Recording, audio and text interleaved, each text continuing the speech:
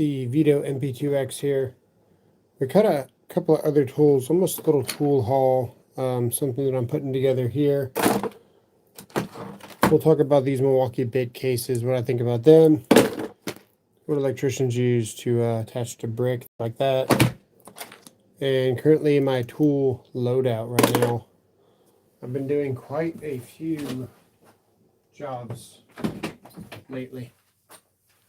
And I've ran into a couple of things that I've needed, starting to feel better, so I've been doing more, which requires being more prepared for anything. I've also got a new pouch coming tomorrow. I've got four new pouches coming tomorrow. I got a lot of things coming tomorrow to show you guys, and I don't want to ram all these videos together. So I wanted to give at least a little bit of breathing room in between tool loadout videos, but I do owe you guys an updated video. What's up, Sarush, Steven, we got Marshall, Jimmy, what's going on? M12 fuel and a shit ton of pliers, absolutely. So yeah, we have a bunch of stuff coming tomorrow, and I figured I would make a video while this is relevant, because what I'll show you tomorrow is probably going to be better than all this. So we're using the MP2X, and I've said this, and I've said this, and I've said this 1,000 times. I'm going to keep saying it. This thing gets bulky very fast, but there is a place for everything, and it is very nice. Once you actually start working with it, it's too bulky to use. If you want to walk up to a house and get anything done, you can almost treat this like a bag. And I'm going to show you what I mean by that right now. So this thing is fully loaded out. And right now, we're going to put all these tools inside this TP LLC.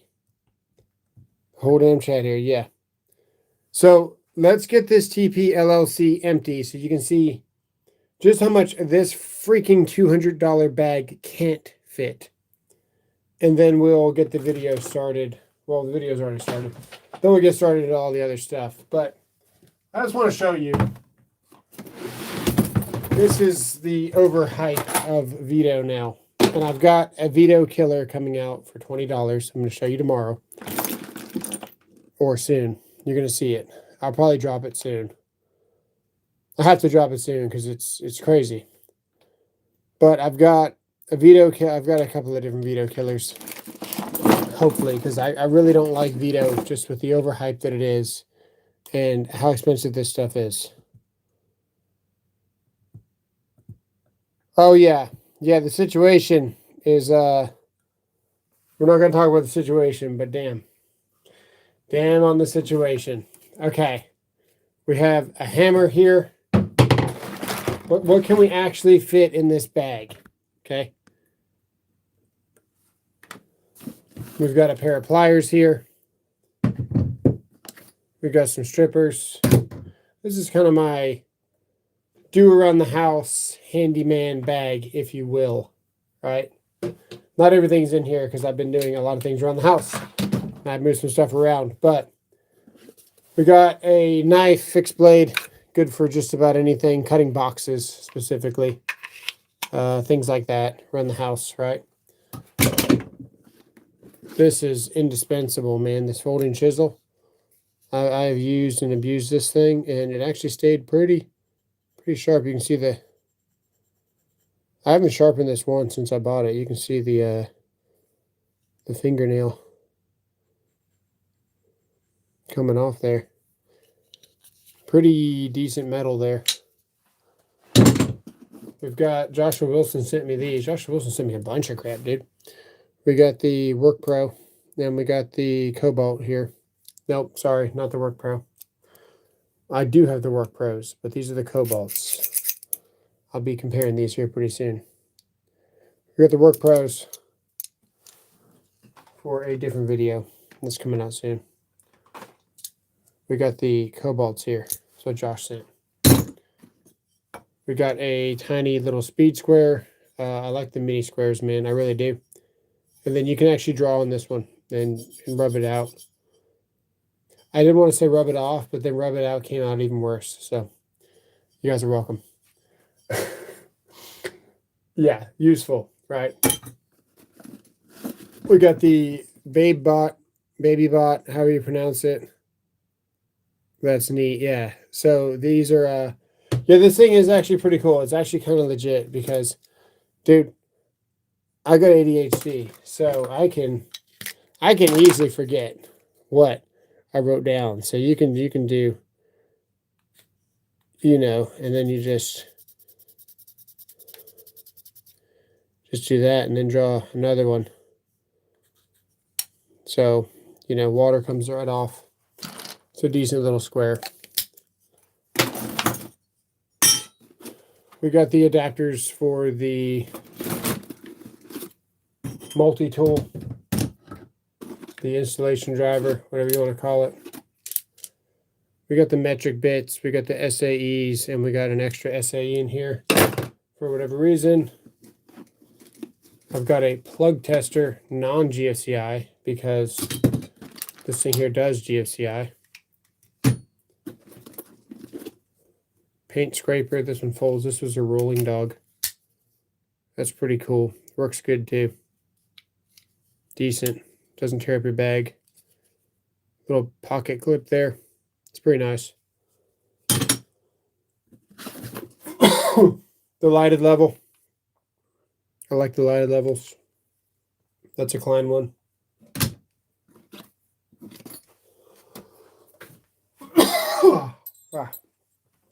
Coughing. We got a scratch all, and I just lost a ring around that keeps it nice. So that's going forever, probably.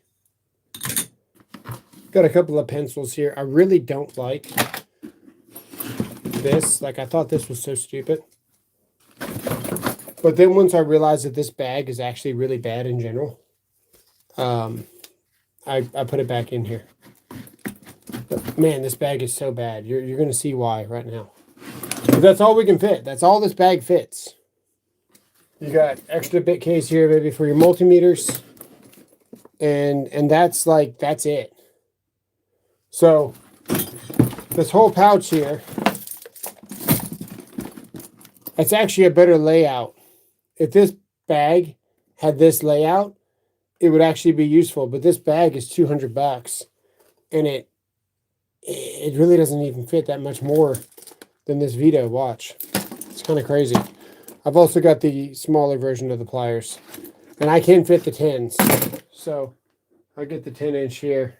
They're going to be in the commercial bag. I'm going to show you guys the commercial bag too. So let's move this over.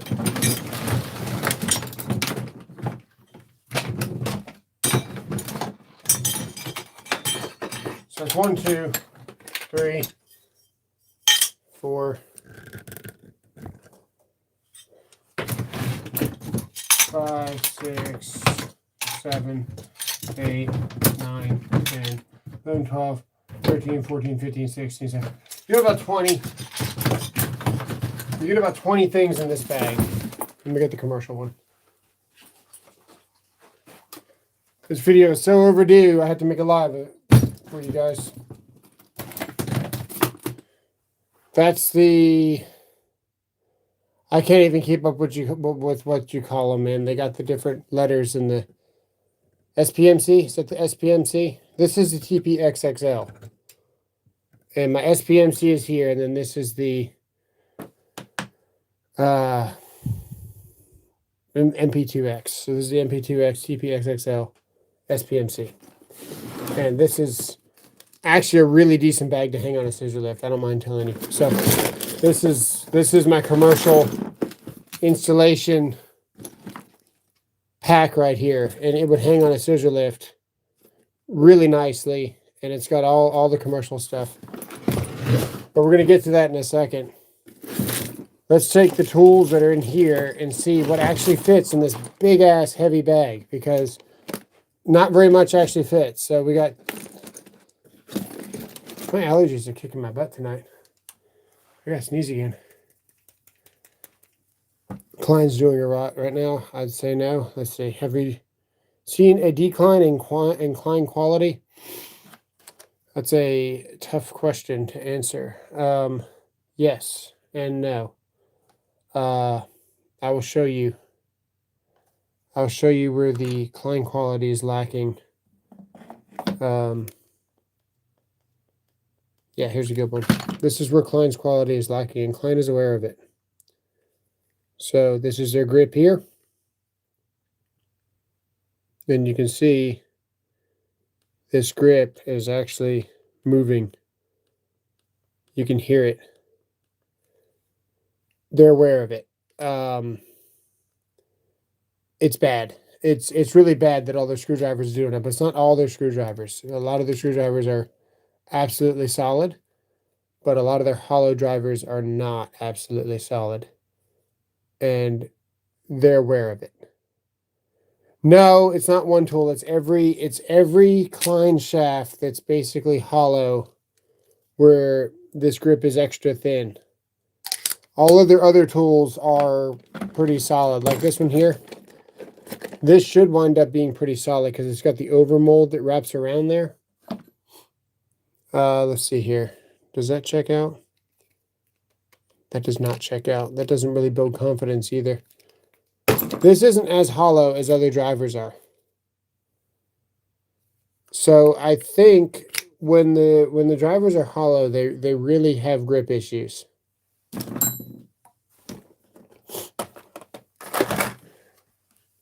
What's up, Ion?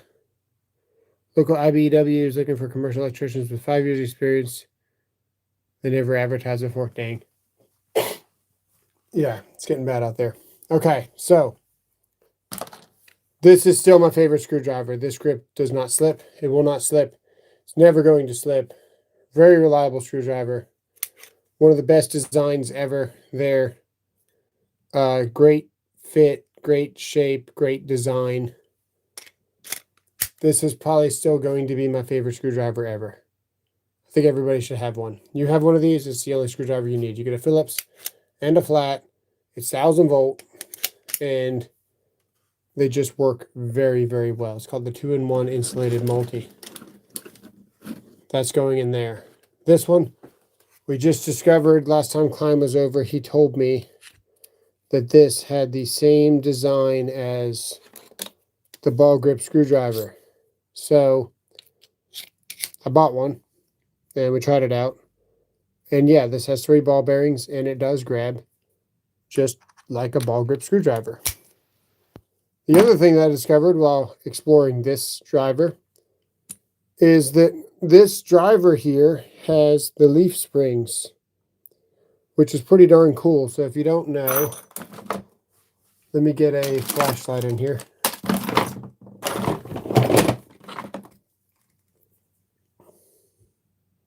See the leaf spring thing in there? That's the grabber.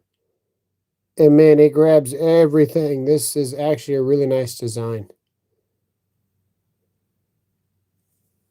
So nice that last time Klein was over, we destroyed a screwdriver while he was here so I could show him the grip issues. And yeah, in case it wasn't obvious, Klein was actually at the house and I was showing them some of the defects they have. They're interested in making their stuff better.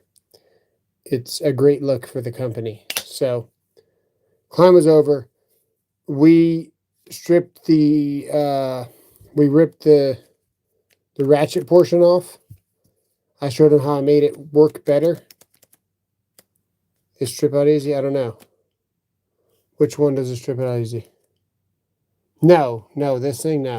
This holds solid, but check this out. This has the same grab.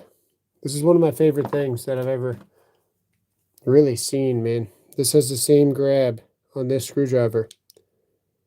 So if you get a chance to use a screwdriver, it's great. Same grab as the reamer there, which is pretty cool.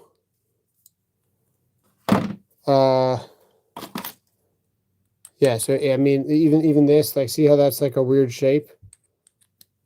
It grabs everything. And because this is a grip design, it grabs all the flats too.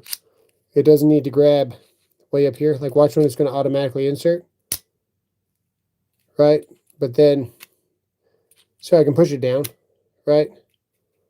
It just grabs because it's got those 3 ball bearings in there, which is pretty cool. This is a pretty cool screwdriver.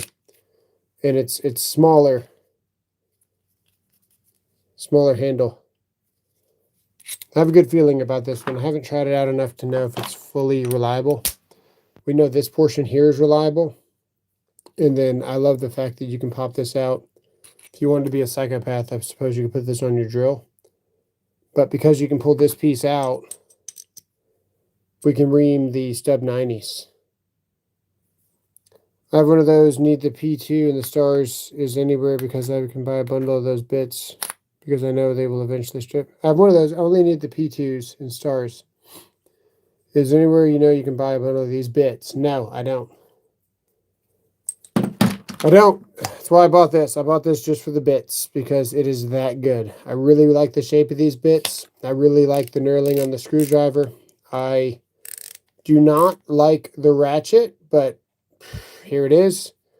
And that's what we get. It's a great feeling screwdriver whenever you're holding this and it's spinning in your hand. The only thing that feels better than this, I'll have to show you here in a second. But this is the, I don't even know what this one is. What is it? This is the 15191HD. Right there. And it's got the ball grip mechanism built in it. And it accepts anything. So even if I take a racketeer's bit upside down, it still holds it because it's got that ball grip design to it. Let me give it a little help. There we go. Pretty cool. Pretty cool. So that's in there as a reamer. It doesn't really belong in this bag, but I'm trying to take it on more jobs. That way I can test it out for you guys. I don't like talking about things I haven't really tested out. That's one of them. I'll let you know if I haven't tested it out. We got the Crocs. Now, someone might say, why do I like the Crocs? Why not the Klein? Why not the Knipex? Let me show you.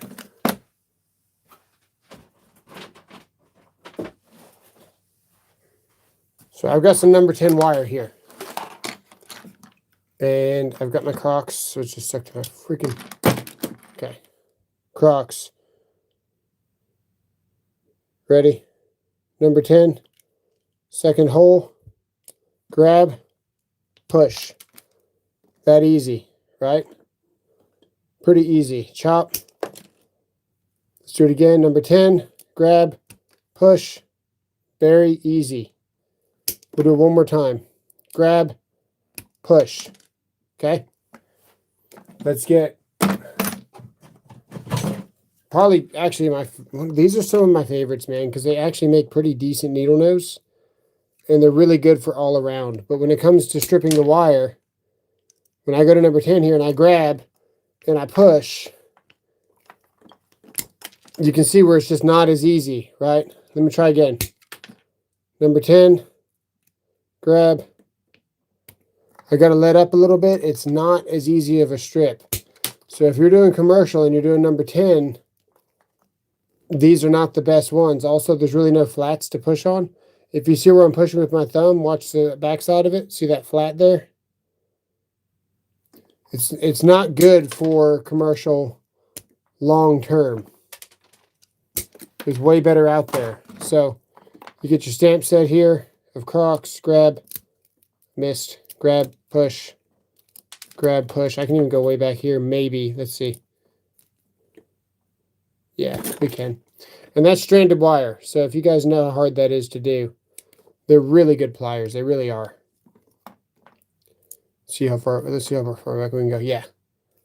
So you can see there, I mean, they're just great. And then you can even wrap this around a ground screw if you had to. Right? Because we always leave that little piece on there so it doesn't defray. You know what I'm talking about? So, or, you know, bonding bushing, whatever you're doing. These are great. They really are. And let me show you the Knipex. Because as much as I don't like the Knipex, I will give credit where it is due. And the Knipex do strip really nicely. So if I go here to the number 10, should be down here. The Knipex strip great too. So I know why you guys like them. I do. I understand why you guys like these for commercial. They cut the MC and they strip number 10 really nicely. So I will say, bite and twist a little. I don't like to bite and twist. I just like to grab and push. You shouldn't have to twist. My commercial set here. This is my commercial set. These go up to number 8. And they strip, how do they strip? Let's see. Try again here. Where are we? Number 10. Here we go. No. Yeah, kind of. You got to yuck them. See, the Crocs are better. And you know how I feel about Klein, guys. But the Crocs, they just strip a lot better. These strip number 10 solid really nicely. But let's go up here. That's number 12. That's too small. Yeah, number 12 is too small. You can see where it's biting the copper.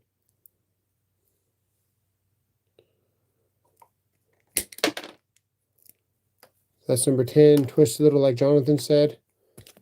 Now you can push. But you can't deny the shape of the Crocs. Let's go around a little bit. Yeah, these work. Let's try a little twist with these here, like Jonathan said to do.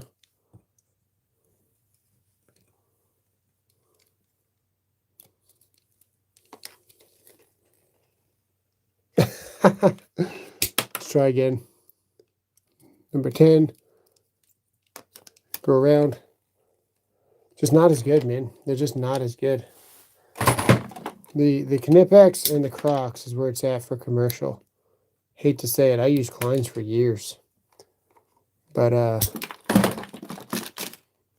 yeah, the Crocs. Is it this one? This one right here. Grab, push. Yeah, so easy, man. So easy. Okay, so those will probably go right here. Right. Then we got our combinations here. Remember, this is not commercial. This is just my everyday kind of bag. So there's a mix of tools in here. These are great for residential. I'm guessing they're good for commercial. I haven't really used them in commercial. Let's try it. Have not had a chance. Number 10 there. Oh, damn, those strip nice. Ooh, I like that. Okay, let's see. Number, where are we at? Yeah, right there. Yeah, they strip, look at that. They strip kind of nice. Harder to see because they're not really strippers, they're kind of everything. And they don't strip as good as the Crocs. But they strip third as good. So the Crocs are first. Knipex is next. And then it's these. That's the combination ones, the 9-inch. They go there.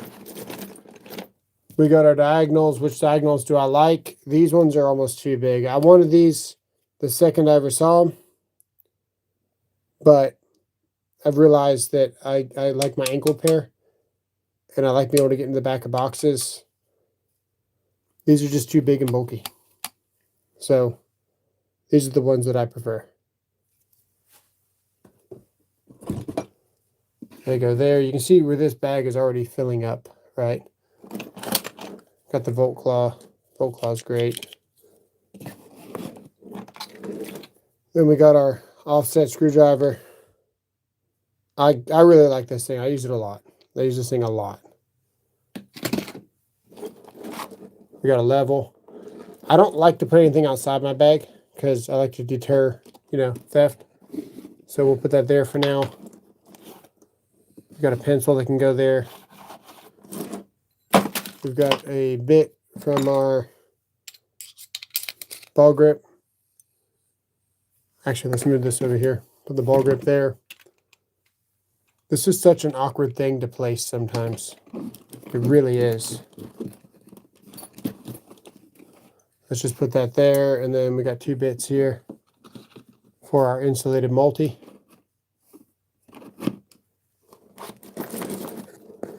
And then we got this. And I've got that's the angled one. Bits. We still have a little bit more room, right? Nothing too crazy. But you can see where this bag's basically full. And it's a big bag.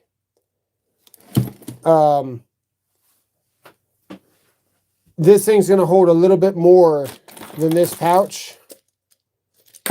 And that's $200. If you ask me, it's a poorly placed, designed bag. It's just terrible. There's a lot better out there. This is probably the biggest waste of money that you can find in Veto. And I mean that. I'm going to show you why. I didn't want to buy this. I wanted this stupid bag here. I really wanted this SPMC. Really bad. And I bought this because it made the SPMC free. But when you look at this bag,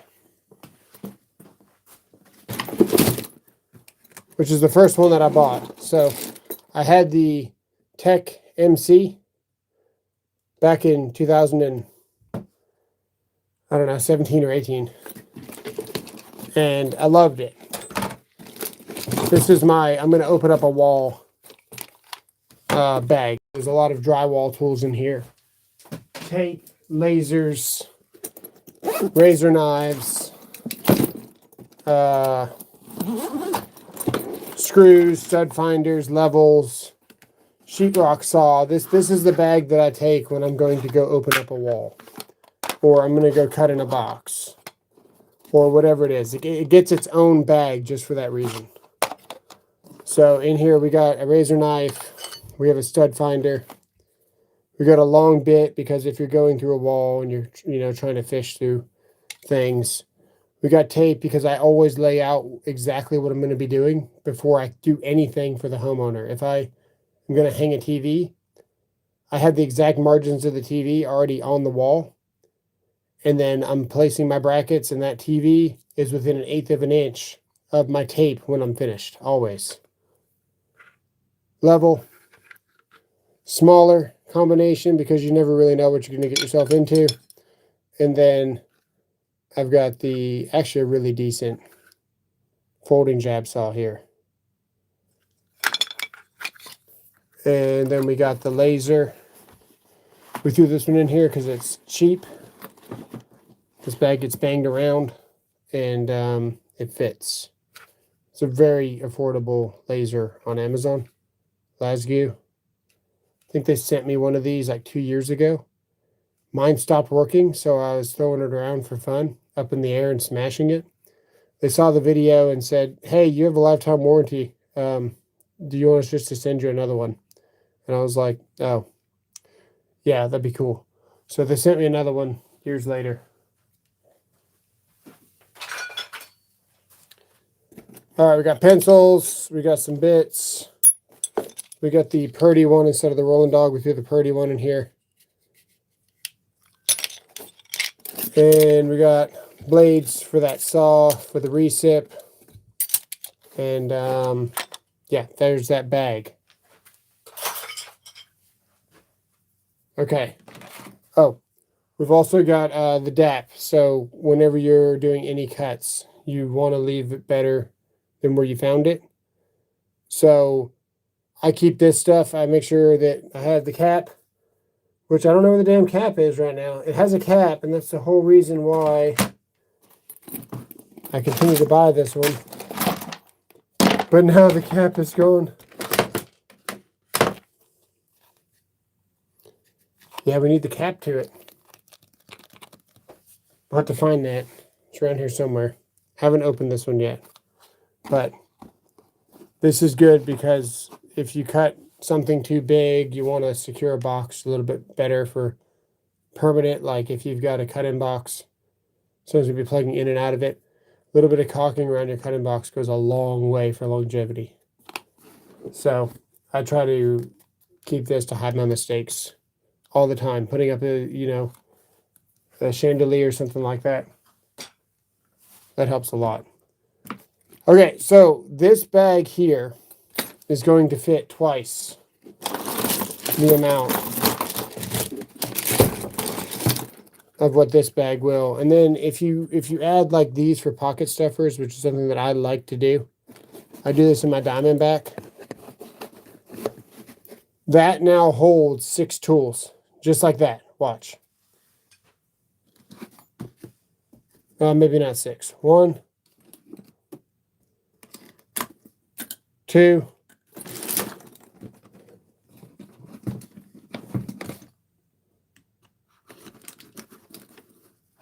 3.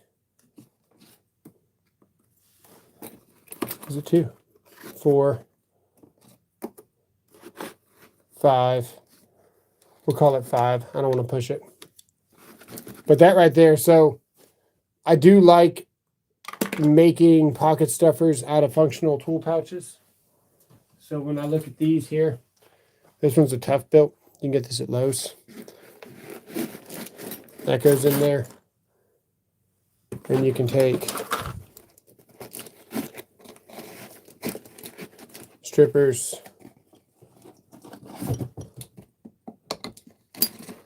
Kleins, you know. You got screwdriver slots on the side here. We'll throw a pencil in there so I can show you. Oh, it's on the back, sorry.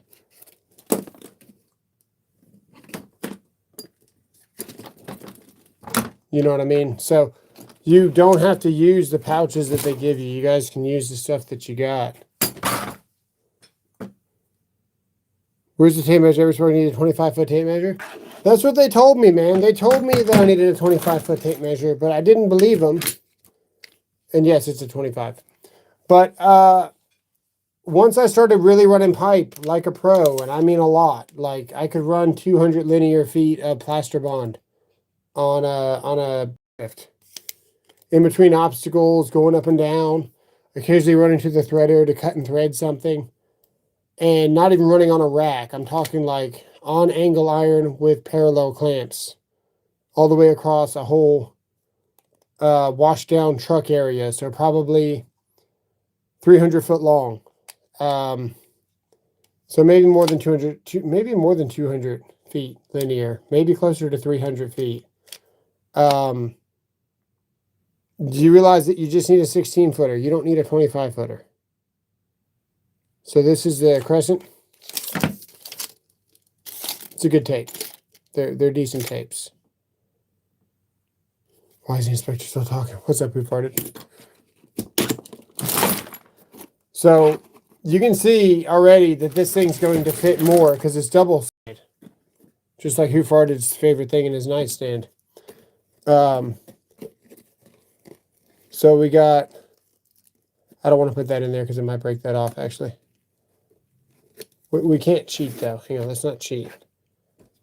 Let's put all this in here as if it was going to fit. All this stuff. See, the pockets are just better designed. The TP LLC is just bad. Look, we have a whole nother side. We have a whole other side to fill up. It's kind of my gripe with watching some of these videos and having guys talk about the TPLLC or whatever it is. For me, even with my 20 tools for a Handyman, so that's a different loadout, not even for an electrician. Remember, we had 20 tools in there and it was full.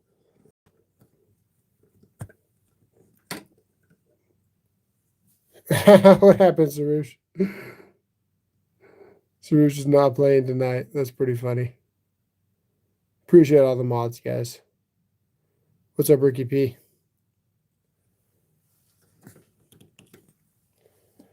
So, yeah, this is the better bag to choose. That's why the TPLLC has all my homeowner stuff in there, because I'm not carrying that big bulky bag everywhere I go. It's dumb. It's just dumb.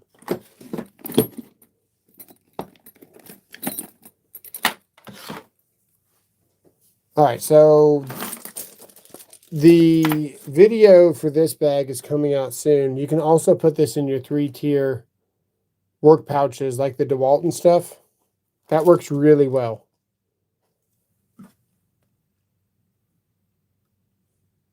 Got a lot of messages for review on here. I appreciate it, guys. All right, so let's load this back up because I'm still doing a lot of work out of this pouch and I need it loaded. Well, I never really know when I'm going to need it loaded, so we do need to load it up.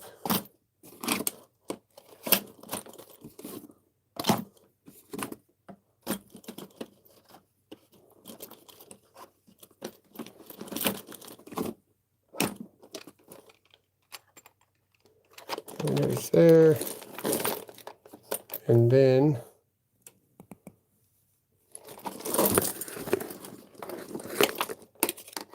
strippers go there.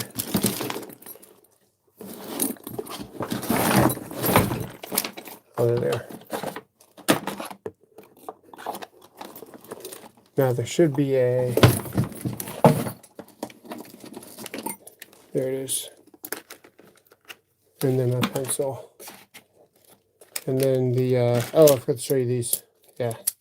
These replace my needle nose. So I no longer carry needle nose in this setup. So if you have these, they work really well for needle nose. They work good for channel lock. They work good for holding things while you're cutting things with the bandsaw.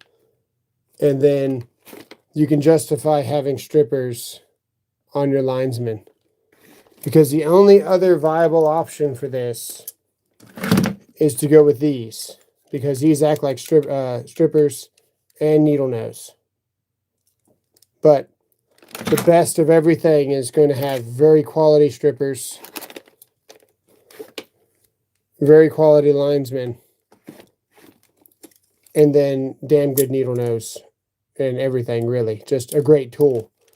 So that's why we went with ditching these. I recently started moving away from these, but I really like them.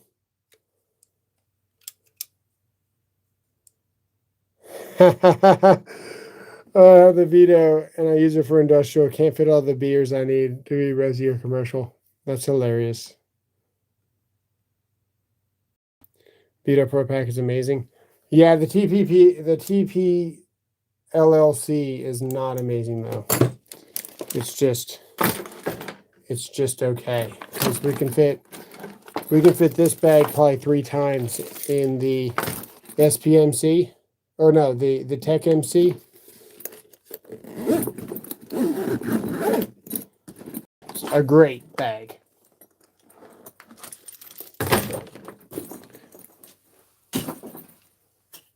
Now my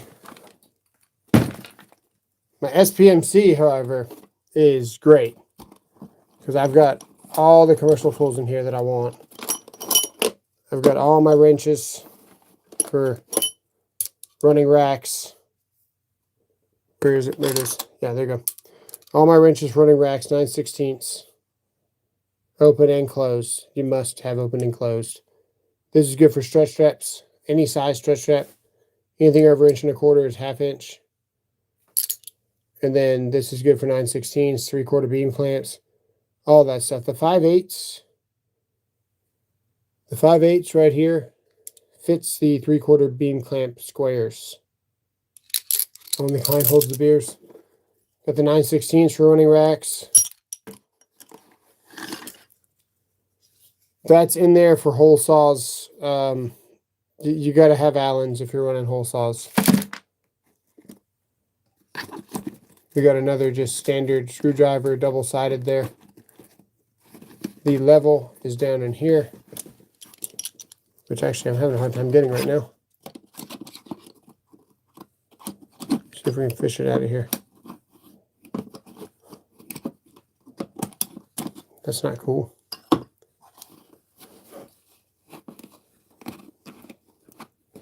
See, there's no way you could work out of this thing with a level that you can't even retrieve. Haven't ran any conduit lately, so I have to move that out of the way. Get the Klein level there. That's got to go somewhere else now. Probably right there. We got some large diagonals. We got our beater reamer combo here. Pass-through nut drivers. 2 10-inch cobras. Loppers for larger wire. Pencils. And then we got a couple of 9/16ths. 9/16ths, 5/16ths, all the nut setters right there. And then of course we got the M12. That's the commercial setup.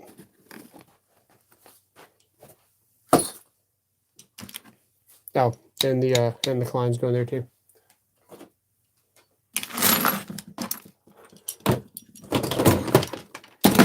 Now this one's fairly new. I've had this case for a couple of months. The other day I finished doing a couple of exhaust fans, chandelier, and I was doing a plug behind a mirror. And then they said, hey, can you attach a vent for an oven to the wall? And I did not have my tools with that. I wasn't prepared. So we've added some stuff. We've added the 1/4 inch here and also the 1/4 inch for the SDS because I did not have a concrete bit. So now we've got concrete anchors that we're always going to have with us. We'll throw these in the Klein backpack. When you're doing rework stuff, it's hard not to have a 5-port Wago. So we got the 5-port Wagos. I destroyed one of these bits just trying to drill a hole in brick the other day. So you can see the brick dust on them.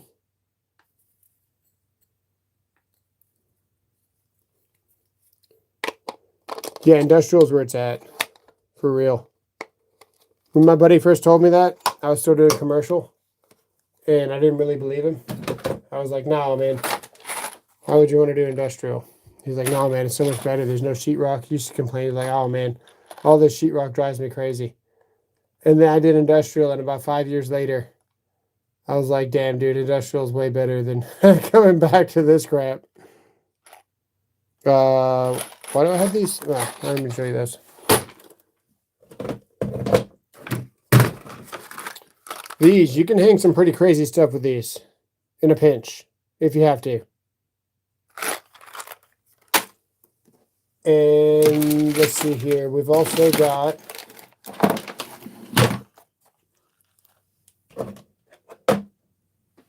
I also bought this, just blank covers, because you never know if you're going to have to put a junction box in the attic, and you really need to be covering your junction boxes, obviously. So always have extra covers.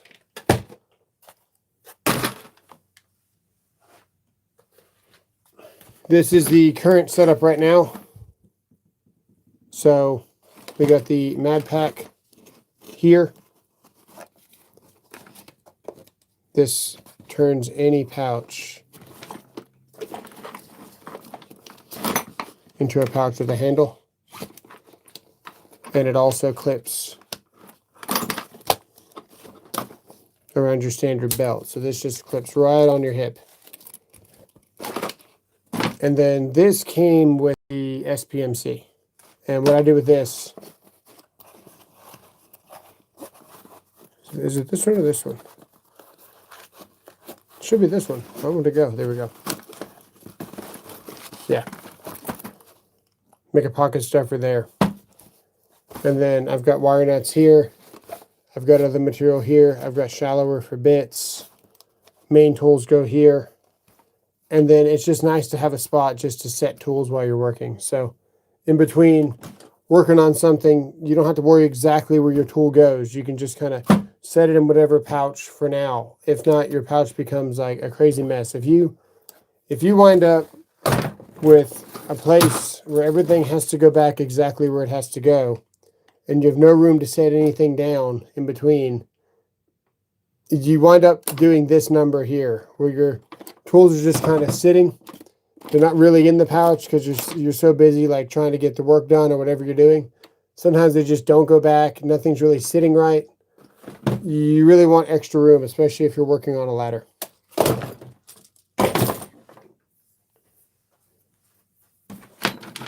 So then we got the newest bit holder here from Klein. I'm not sure how I feel about it. I still need to test it out, actually. But this is what it takes to drop it. So with it open, has a quick insert. And as soon as you pull that back, it's ready to release, like as soon as you touch it. So if we went all the way up here, that's tight. Let's just back it off that much. What's up, Harry? And if I pull back here, I bet you I can release this bit. See? So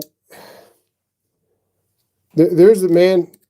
That thing's got to be really tight. Like, let's tighten it up a little bit more. Let's see if we can pull it back.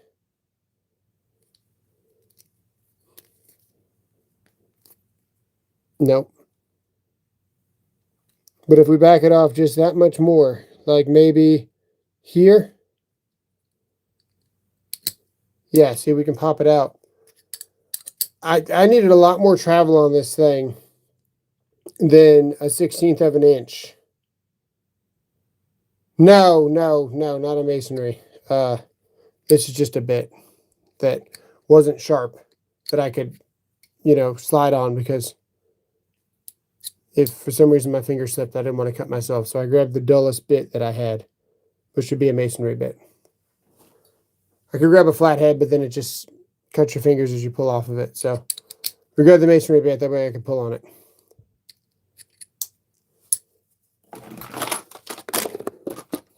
But yeah, I don't know if I'm a fan of how little that thing actually locks. And then, of course, we got the OG, just great bit holder, man. Pop this on here. Sinks in there. You pull this up, and it just pops up just a little bit. And then you can pull the bit out. I like this thing a lot. Like, a lot. But last night, man, we had the Klein bit, and they were pretty damn impressive. They actually have more magnet power than the DeWalt's, which is strange. The Klein has been doing very well. The bits have also been doing very well for Klein, so that's kind of surprising. Then, of course, we got another little pivot bit there, and we got the Malco. So the Malco's just probably unbeatable. Even the 1/4 inch, like if you're doing HVAC, check it out. Your 1/4 inch is actually a hex, right? If you have the Klein here, your 1/4 inch is actually not a hex. So this is more likely to strip out. See that there? See that? So that's one reason why I do actually like the Malco. I'd have to look at some other Kleins to see, but this one here that flips, I like the spring on it better. 5/16 has a true hex, so that's cool. But the 1/4 inch does not. And if you do HVAC, I did HVAC. I went to school for HVAC for almost 3 years. And then I did a lot of different HVAC jobs, but I never actually full on went and worked for a company for any length of time that really made a difference. I volunteered with my buddy because his dad had a company, and I probably did about 50 to 60 jobs with him. But that's the extent of that. I helped him troubleshoot electrical mostly. That's it's a better choice for HVAC for sure.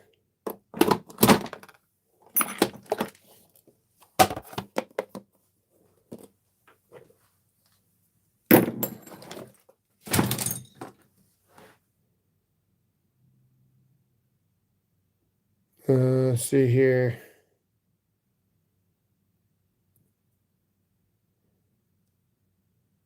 How many breaks it took?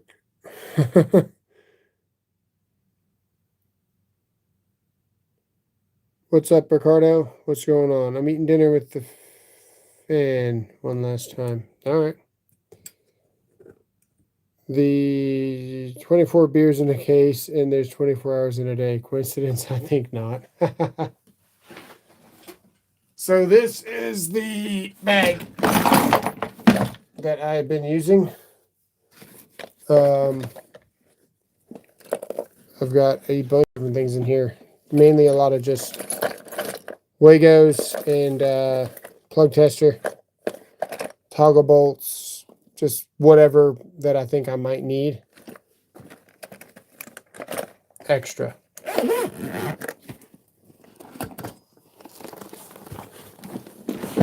Then I got my meter, like we talked about, extra junction box. Got to add the covers to this because I got to the job and realized I didn't have covers. That could have been a moral dilemma. Do you say anything and just hope nobody notices you didn't put a cover on it, right? No, guys, always put covers on. So we got the covers, we got the junction box, we got extra wire for pigtails, things like that. I've got my light in here. I got my customer's drywall. Whatever I pick up, I'll sweep off the countertop. I'll just throw all that crap in my own bag. This one, I forgot this one has its own light in there. So we've got our own light here. That's good for emergencies, I suppose. This is the torque screwdriver. So everything has a torque value. You should be torquing all of your connections, including receptacles, technically. Do I torque receptacles? No, I don't torque receptacles. I'm not going to lie to you guys. But technically speaking, if it has a torque value, it shall be torqued to that value. And you, you should be torquing your receptacles. Then we got our toners here. This is the advanced one. This thing's actually pretty nice. This thing does a lot of different things. But the best feature about this is that these remove. So if your leads get jacked up, all you do is just buy more leads. What's up, Dan? What's going on? So that's a very nice tool. Klein actually sent me that one. And they sent me this one. And I get this question a lot. Which one do I like more? And the Klein guy asked me which one do I like more. And I told him I like the cheaper one because it's cheaper. But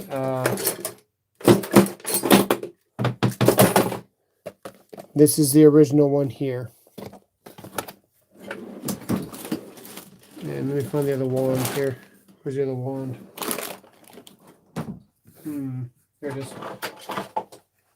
Yeah, so this one here is typically $60 on sale. And it'll find exactly what you want, just as much as the $150 one will. So this is the one that I recommend. It is the VDV 500-123, and this is the 500-063, and it makes a great combination. But if you want the absolute best, this thing here is amazing because you actually get a readout of sensitivity, where this one you just get kind of a pulse and a light.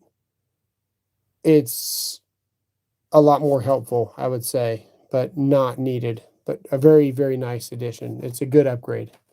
Sometimes they won't come out with an upgrade. They'll just come out with a new toy. How do I turn this thing off? I'm holding it. Oh, okay. I just wasn't holding it long enough. Confused me. Yeah, that's an actual upgrade. Sometimes they just come out with a new toy. And then it's like, do you really need that?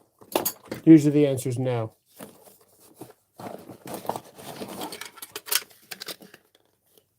What is going on right now? Dang.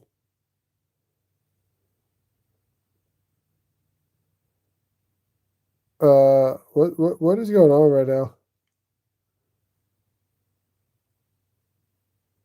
Stop telling people to torque receptacles. I didn't. I just said it's a code. I didn't say you have to. I don't. But technically we should. That's all I'm saying. It's kind of funny. This thing's great. So Joshua Wilson sent me this, and I use this thing a bunch. And this is crazy because when you find the receptacle, this thing stops making noise. Like it actually just stops. So some circuit tracers will still beep because you're close to the circuit. But when you turn the breaker off, this thing just, it lets you know you found the breaker. It's very accurate. Like you can set this thing all the way back down to 1. So you'll be starting with it, right? And you'll turn your sensitivity up like this. And then you'll want to dial it down to really tone it in, right? And then you're going to get like, remember I don't have the wires on here, but you can see where if I have it up too high, it's going to just go crazy, right? So you dial it down all the way. When you're close to your breaker, dude, this thing is set on level 1. And this thing's not even beeping at level 1 right now, right next to the tracer, probably because the wire's off. But also, like, you'll get like a 86, almost a 95% on this, on the breaker when you find it. Remember the time I was making an admin for 20 seconds? Yeah. Yeah, we all remember. It was a mistake. You cried the whole time, too. You're like, I don't want to be an admin. And then you started, like, wreaking havoc. We learned our lesson. And then we got the label maker in here. What I do in here, man, is what the new setup is going to be with the Mazzo Diamondback, and I've got another Diamondback coming. So this pouch here weighs like almost nothing. It's actually insane how little this thing weighs. I can show you on a scale in case you're curious. But all the Diamondback stuff weighs like, it even sounds like cardboard, right? And look how skinny it gets. It's freaking awesome, dude. I love the way the Diamondback is making their stuff lately. So I've got another Diamondback coming. It's $134. You did not? You were okay? Were you okay? I think when I made you an admin, you told me not to make you an admin.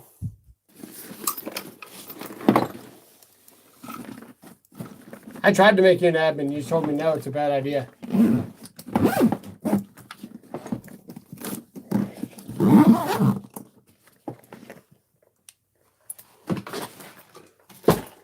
That's what I remember. But if I'm wrong, then forgive me. Okay, so we got the Diamondback here. I want to get the scale so you guys can see how light this thing is. It's crazy. You have the Klein bag and you love it. Which one do you have? Because I also like the Klein bags. I've got this Klein bag. I've got all the Klein bags actually. And then I've got the pouches too. Like, but you know, the OG stuff.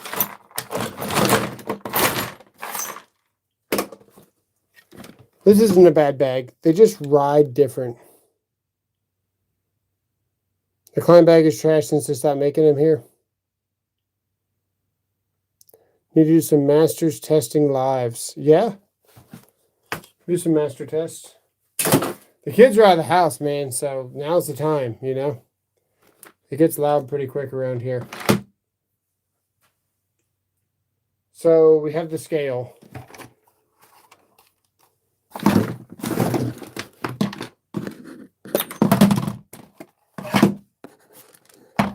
We have the scale.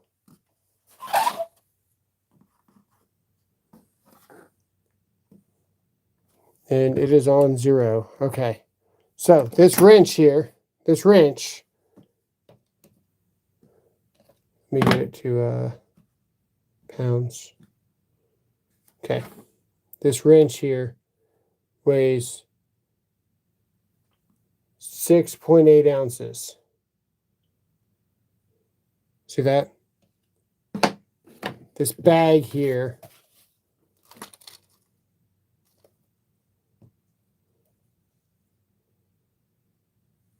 did I say 6.8? Yeah.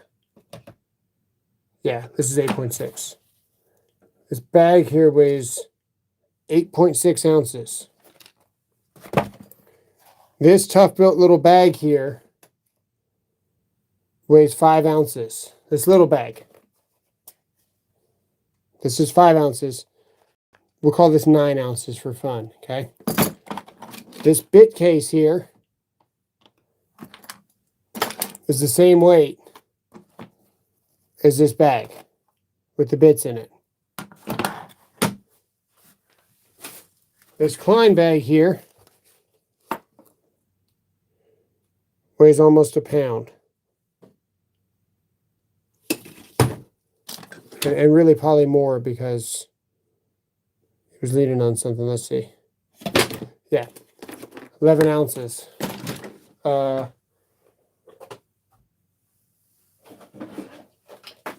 tough build here weighs about the same. These bags are very lightweight for what they are.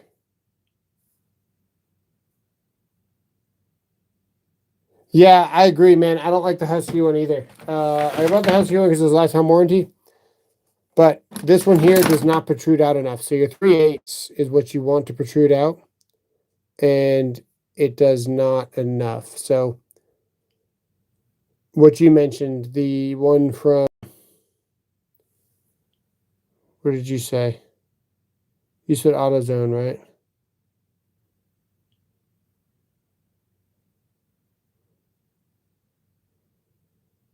What's going on? What's up? I missed that comment. It disappeared now. Yeah, AutoZone. Yeah. The Craftsman one is very good. Yeah, the Duralast one. The Craftsman one is also good. So the other day, I was in line paying my credit card at Lowe's because I'm old school and I don't sign into apps. Apps can be hacked. So once you set up an account, it's hackable. If you never set up your account, then you don't exist on their platform and there's nothing to freaking steal, right? So usually, because they got to send you the welcome email to even activate your account. So I pay in person, and this guy had his Craftsman in line, and he was repairing or replacing whatever it was, exchanging. And I said, "Hey man, let me see that wrench real quick. Not to be awkward, but I just want to look at it." And yeah, the Craftsman sticks out further. And I think that's probably the one that I started with, honestly, because that was back when Sears was around, and that's how long I've been using these for. Since at least 2009, 2008. Okay, what's going on with these bit cases? Let's see.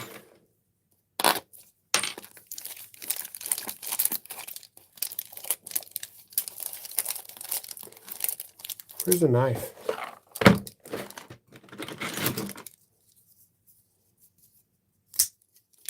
I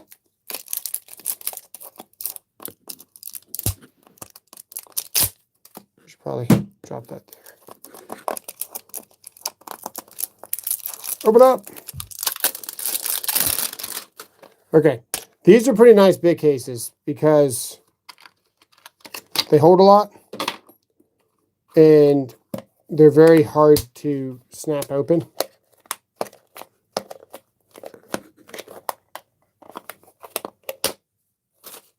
Get rid of that. So these are pretty decent. These are viable because they'll fit. They will fit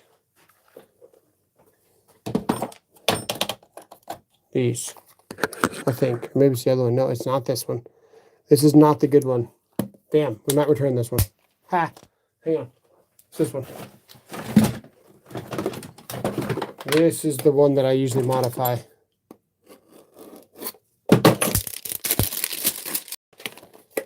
So what you do here is you pry this out like this.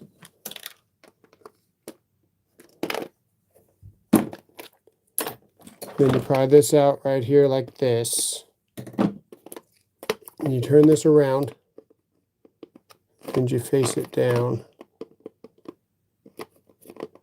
It's got all these crappy bits in it. I hate Milwaukee bits, dude. Like bad. Like I actually despise Milwaukee bits. There we go. Now we can pull this crap out. So now we can just pull these straight out. Once you flip them up, they come straight out. And pull all this crap out, because these are all garbage too.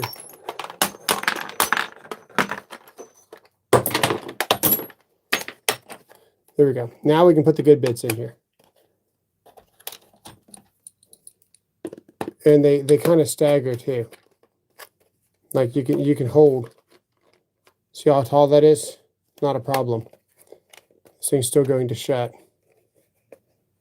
Don't make me a liar thing. Why is it not shutting?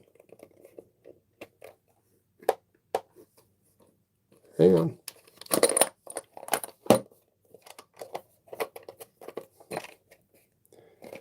Milwaukee, you piece of shit. You're making yourself look bad. Just close, bro.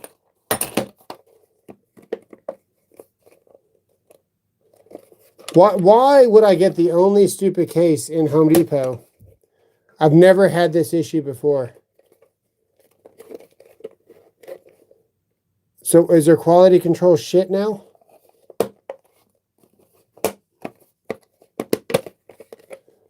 Oh, that is irritating, guys. What the heck? Unacceptable, man. I'm not going to fight a box every time I want to close the mother. There's no way. I gotta go get my other one just to show you. Wow. Wow. That's crazy. Hang on.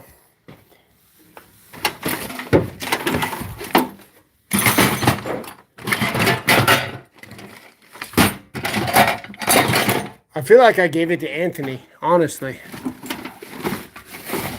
If it's not down here, oh, there it is. There it is.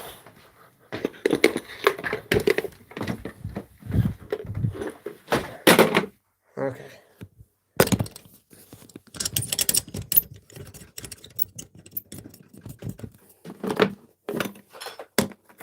Okay. Yeah, so this one faces down. But you guys know the deal, right? With my health and all that. I don't know if I can breathe around this case. This case is not from my old house, but I did have bits that I realized were from my old house. But you can see how this one snaps perfectly, right? Every time you open it up and you close it and it snaps.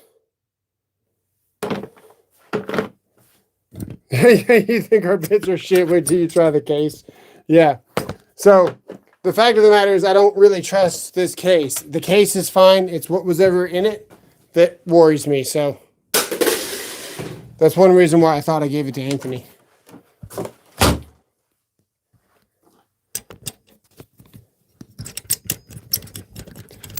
But this case here, man, now that I lost all the bits and can't return it, that is actually problematic.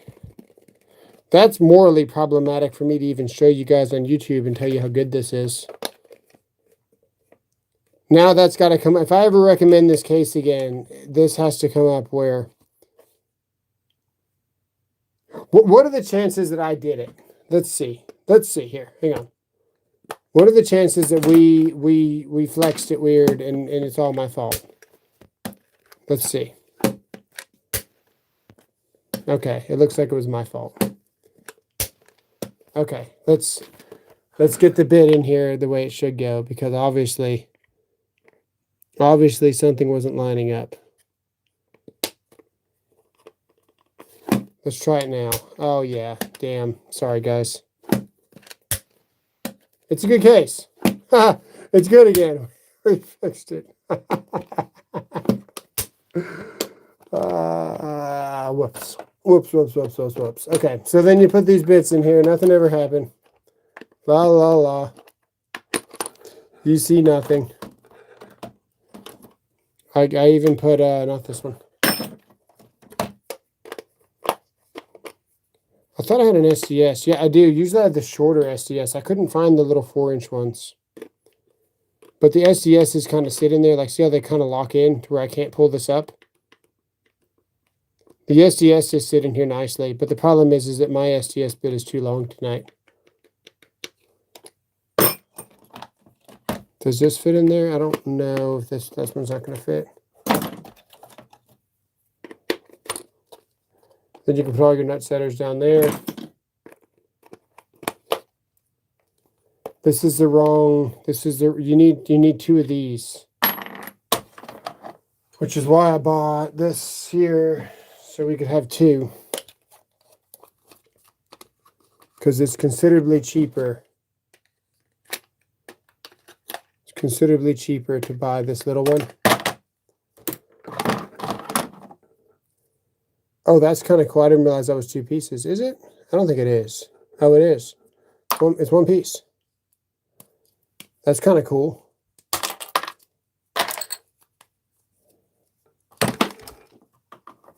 That's kind of cool. All right, let's this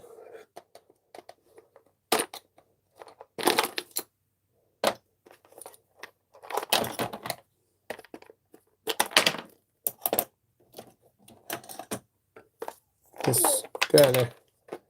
Yeah, this one goes here. Yeah, pay attention to where you snap it in at. There we go. JDM, would you do a premium tool belt video stream? Yeah. Yeah, I can. We can do it right now.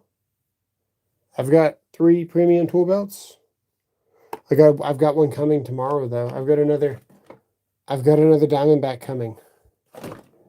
But we're fixing to load that Diamondback, but we got sidetracked with this crap because raisins. There we go. Notice how the DeWalt's the only one grabbing that?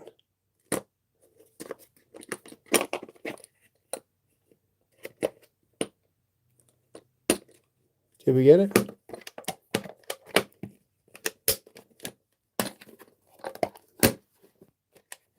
Yeah, we did. There, so now we got double tier bit storage. So that's cool. The knife is going to get me. Yes, now you can take your long bits down there and stagger the different heights. So back to what I was doing earlier, right? I had them overlapping like this, and it's usually not a problem because it still closes. That's what I was trying to show you to start with. Was that you would think that would be a problem, but you actually can double tier these up. The problem was that this piece here was pushing. But this thing's almost indestructible. Watch this. This is actually pretty cool. Yeah, we'll leave all this. We'll leave it all in here. This is why I like these bit cases. The Occidental leather are very nice.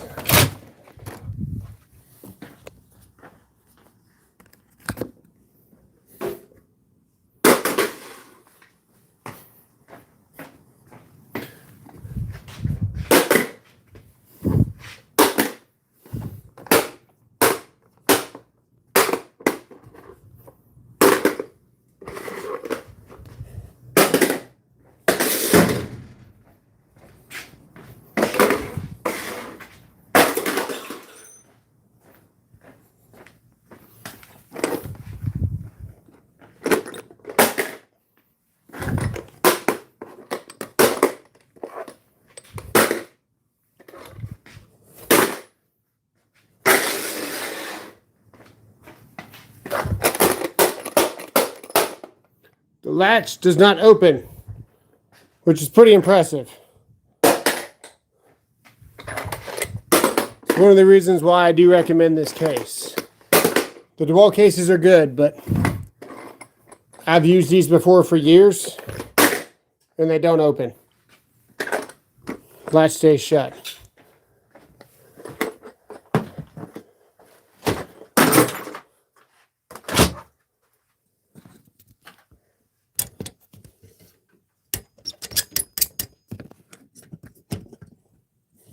See here.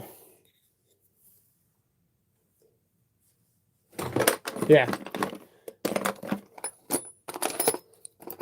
course, your bits are everywhere, but the case doesn't open. So you're not going to lose your stuff. It's not going to spring open and shoot across the job site, whatever it is. So this is good to carry in your pouch with you.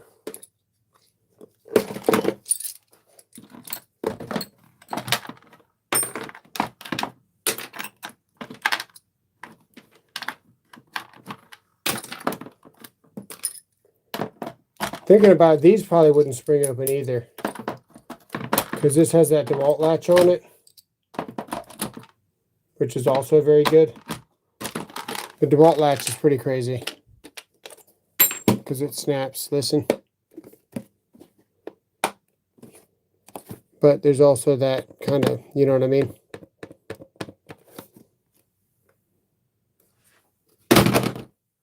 See Michael Q's above. It's a good one. Let's see here. Michael Q. What's a good way to practice the codes? I'm a second-year apprentice, just trying to learn more. Just get a book practice test. Just look at practice tests and get used to looking up articles and stuff. Let me see if there's a code book in here. I'll go get a code book. Someone said Michael Q, but I think it's Michael M, right? That's what somebody said. Let me check. Michael's question. Oh, yeah, I did. Yeah, let me go get a code book, and I will show you how to navigate the code book. I had this question earlier, actually, in a short. Somebody asked me. Let me, let's go grab a code book. Code book.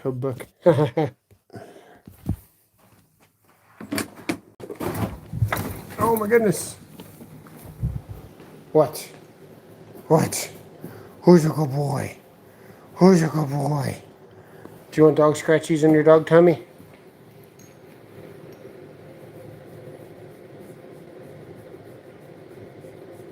It's a good boy.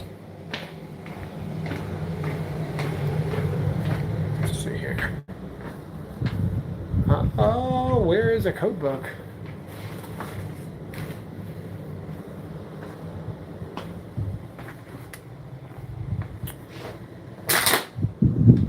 That is interesting. I could go grab one.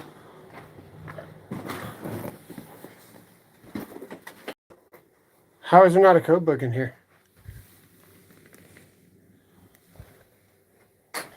There's always a code book in here. Where the hell's my code book?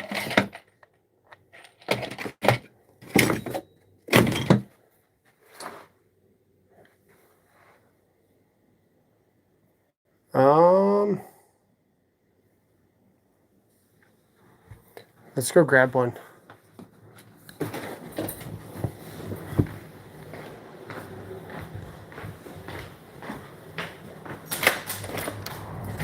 It's a chip bag.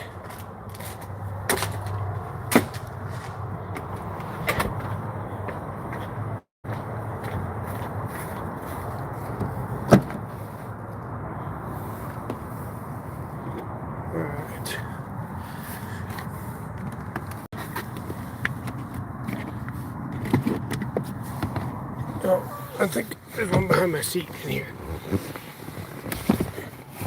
There it is, but I can't even get to it. What the heck?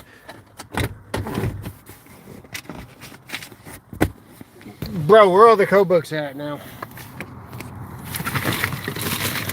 Somebody's eating the code books.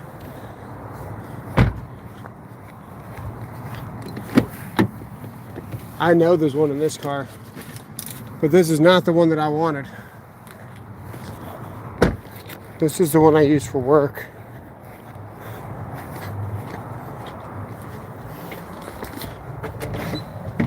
Dog. Dog. Hey, get on the dog couch. Dog couch. The dog couch. Hey. Dog couch. Dog couch.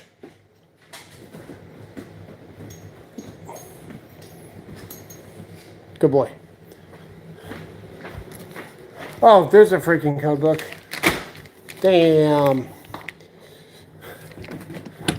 Ha. whole time. Now I got two. We got the one that I use for work, and we got the 23.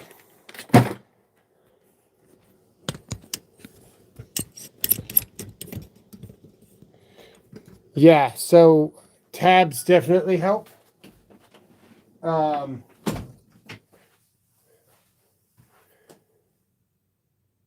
Let's see here. Michael, if he's still here, what state are you in?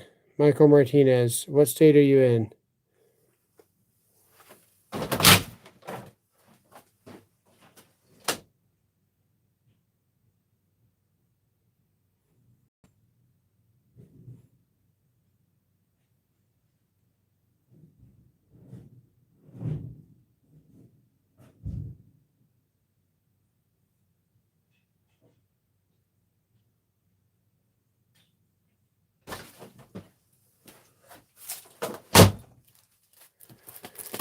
If you want to get your hands on a 2020 code book, I will send you tabs.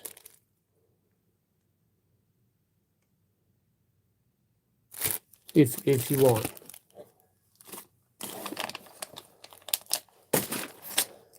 Your receipt there.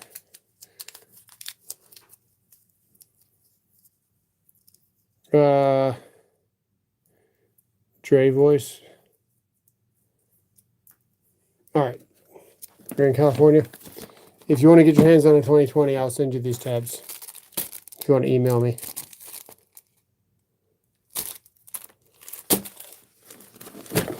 Okay.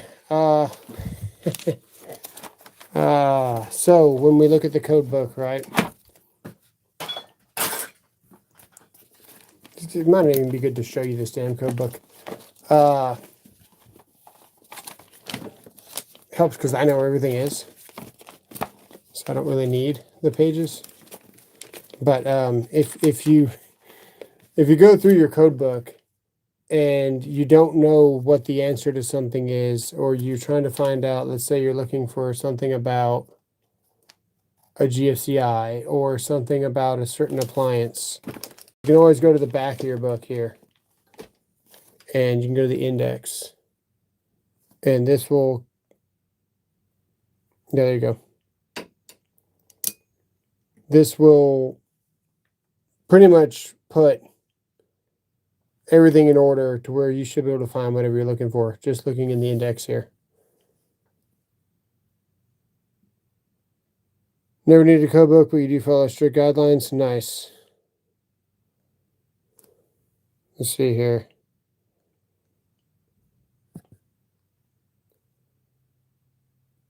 All right, so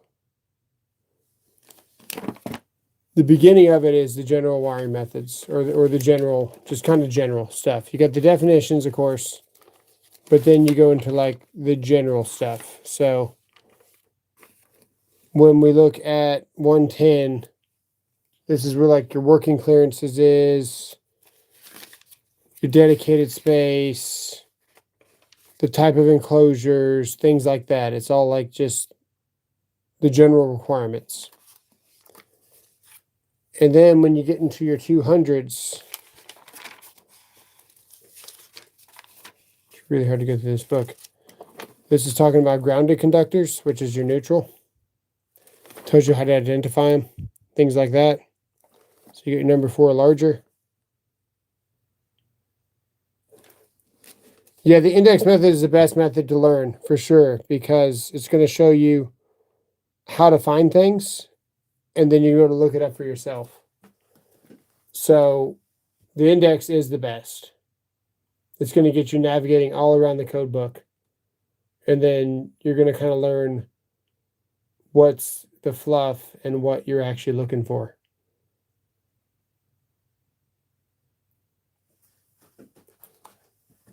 But yeah, if we were to look up like something about carnivals, like if we didn't know what the article for carnivals was, but it was a question about a specific something about carnivals, we could go to the index here.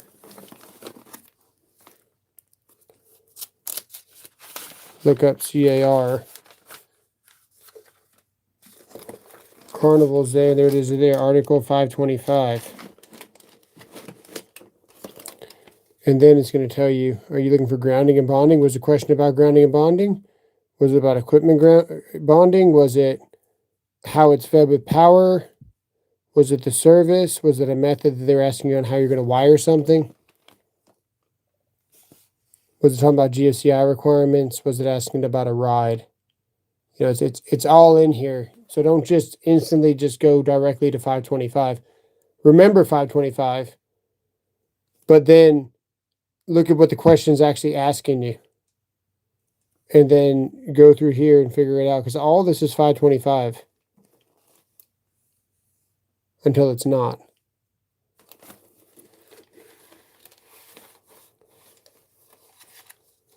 For reference, your dad was IBW for 40 years. He still has his code book on his desk when he was a general foreman, and his pocket reference went with him every day. Yeah. I had trouble breaking down questions and deciding where to go. Yeah, that's why I do a lot of these questions live for you guys, so you can see. Good night, dude. I'm missing the whole meat to my code book. Goes right there, maybe.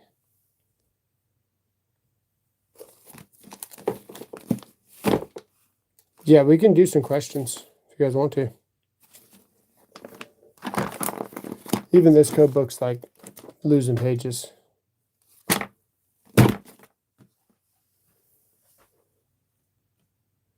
They need to make it more durable. They really do. They've gotten worse and worse and worse every year. Every year they get worse.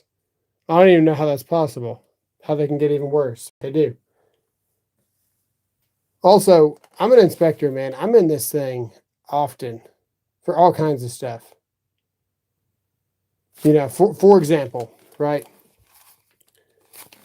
If we look at bathrooms.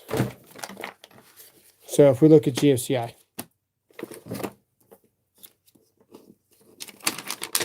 So let's go to GFCI, which is 210.8.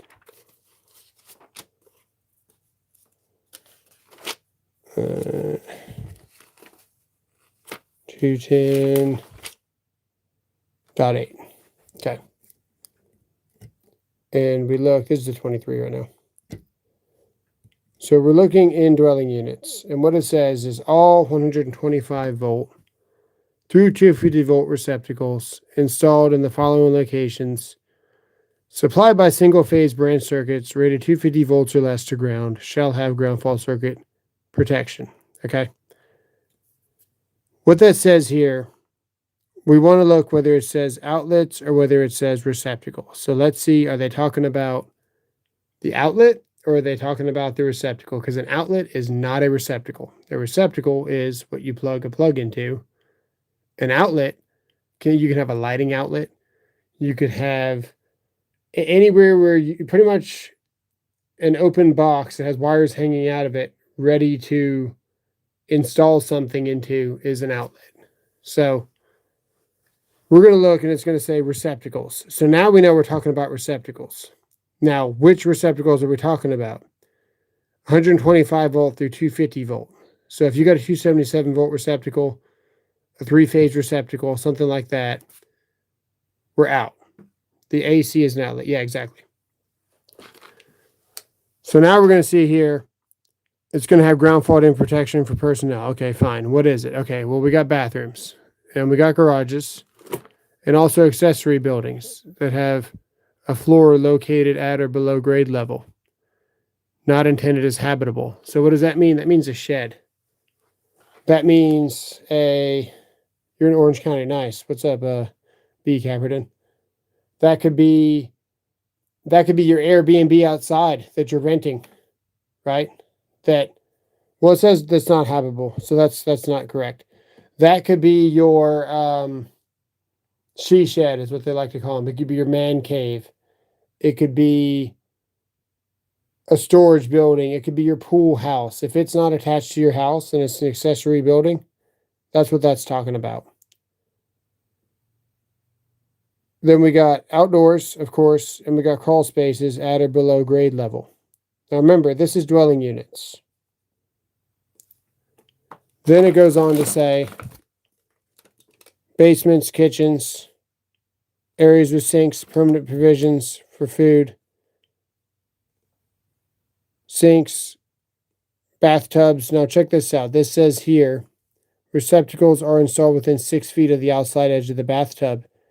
This gets interesting though, because we have some contradicting things here. So if we break this down for bathtubs, this is what I want to talk to you guys about. It says you got to be 6 feet away from the tub. I'm looking for something to draw on right now, but I don't know where that is. Hang on.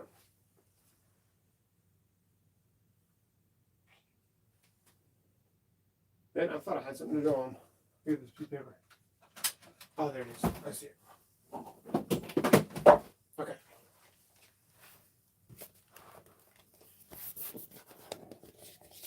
It does not turn off. Here we go. Okay, so this is our room here. That is terrible, but it works. There's our room. I'm drawing through the camera. There's our room. There's our bathtub. There's the door. If we have a receptacle, because this is now a bedroom in here. This is the bedroom. Bedroom here. We have a receptacle here. We got to measure through that door. And that GFCI has to be, or that receptacle has to be GFCI protected now, because we measure through doors. So let's look at the rules for that. These are exceptions there. But we've got the way that we measure. So let's look at how we measure. For the purpose of this section, the distance from receptacle shall be measured as the shortest path the power supply cord connected to the receptacle would follow without piercing a wall, ceiling, or fixed barrier.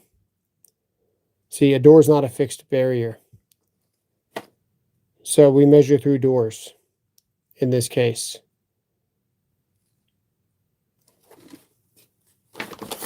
So this receptacle here, within 6 feet in the bedroom, gets GFCI protected. Window, yeah, technically, we're talking about that today. Windows should technically count because they're openable. So, but rarely do you ever have a window next to a bathtub. Now, you might have a window next to a pool, and then anything within 20 feet of the pool has to be GFCI protected, and you could go down the wormhole on that, right? Like you put an addition on, yeah. Yes, through a window, absolutely. The other thing here, if we look at the location that these receptacles are required, let's look at 210.52, and we're going to look at the wall space, and we're going to look at the receptacle outlet locations here. Let's see if we can find the wall space bathrooms. Check this out. This is fairly new. At least one receptacle shall be installed in bathrooms within 3 feet of the sink. Right? Keep reading. There's a requirement here that says you can't have a receptacle within 3 feet of a tub, though. So let me see if I can find that here.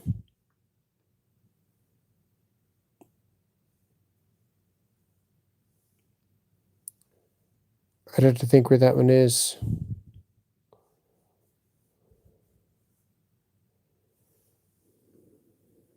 See here if I can find it here.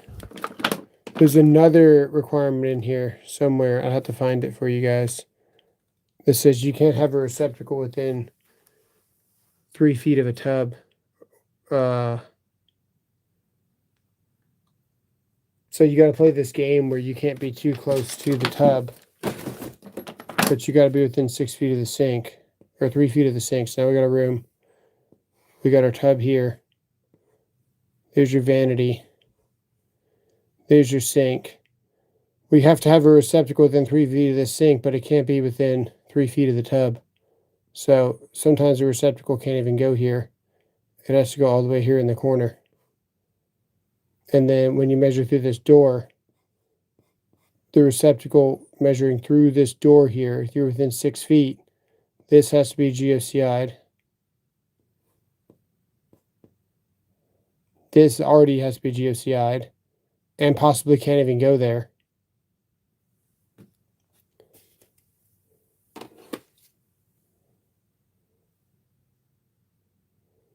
Haven't seen an apartment here. You see them with new homes all the time now because everything's just getting smaller and smaller and smaller.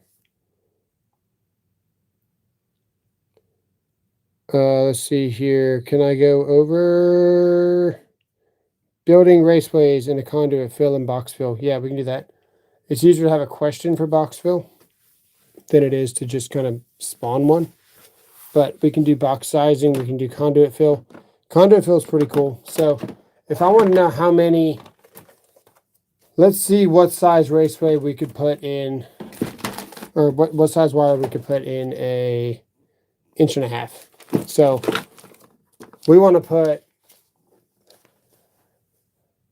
I don't want to do a code question or a test question because they have like an unrealistic amount. Let's see what size conduit do we need for. I'm trying to think of something I'm not familiar with. Let's go 4 250s. Let's go with 4 250s, 3 hots and a neutral.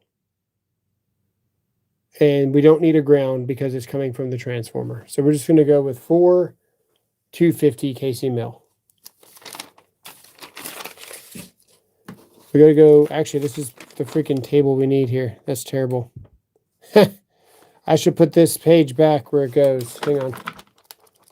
We're going to need that page. We're going to go to the back of the book.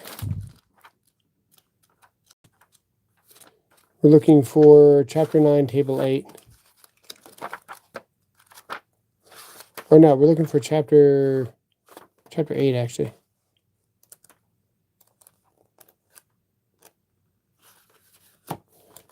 Am I missing pages in my book? Let me zoom you guys out.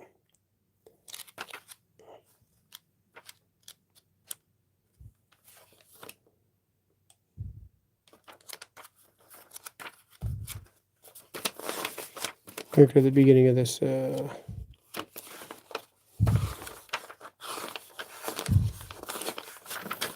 I really feel like I'm missing some pages here. That's the annex.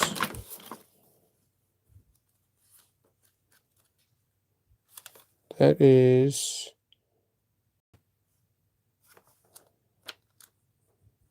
should be right here.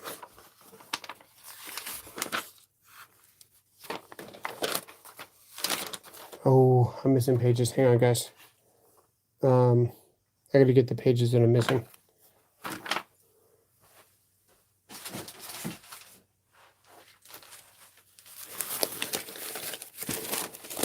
Good Lord, I'm not even going to, hang on, let's put these pages back in this book. Like that. And that.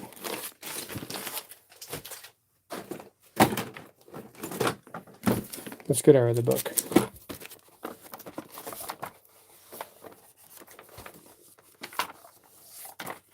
That's better. I was like, where's all the pages at? All right, here we go. Chapter 9. Tables.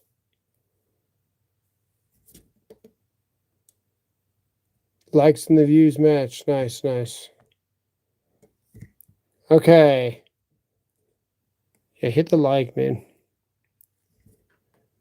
First off, we're going to see here that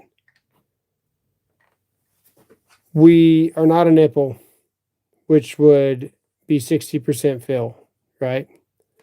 Anything that has more than 2 wires in it is 40% fill. So this is going to tell us where we're going to be looking in these charts. So the first thing we're going to do is figure out what size wire. This right here, by the way, is the size of your raceways. right here, this next page here is your IMC, your LFMC, your FMC. There's your EMT there. And remember, we're looking at 40% fill here. So we're going to be looking in these numbers here, this inches squared right there. That's where we're looking. Let's go over here and find the wire, because it'll tell you what the insulation is on the wire and all that. But we're just going to go, we're going to keep it simple. And we'll go with THHN or THWN right here. And we're going to see, we got some 250. 250 is a, see here. Too much stuff on the table. 250 is a 0.9370. So somebody multiply that by 4. 0.3970. Multiply that by 4 because I don't have a calculator in here.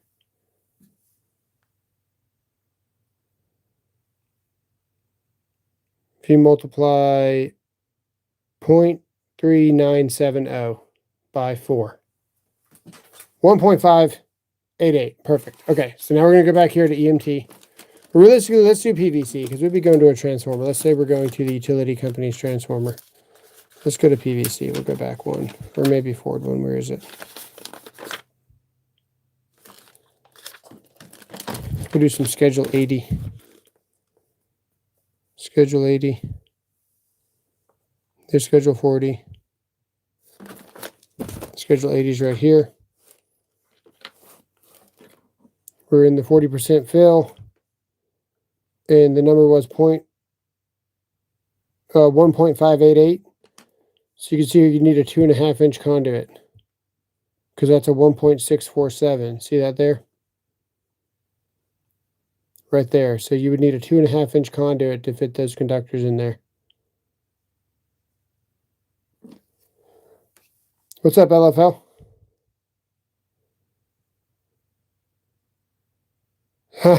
Daniel busts out his phone fast, yeah. Oh, what's up, Miss Squatch? I just noticed that. What's going on? $5 drills. You guys want to buy some $5 drills? Go check out their merch store. They got some t-shirts that I'm dragging my ass on adding to. Bad. That's okay. Okay, let's do some box fill. Let's do some box sizing first. Box sizing is easy. Let's go to 314 right here. Okay. And we want to look at the rules for 314, which should be here. Maybe one back. Okay. Zoom in. And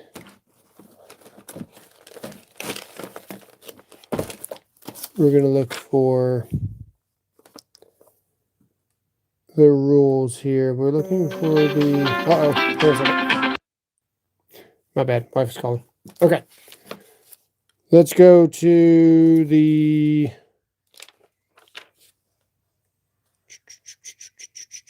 We're looking for the rules for the poles. So number 4 larger here.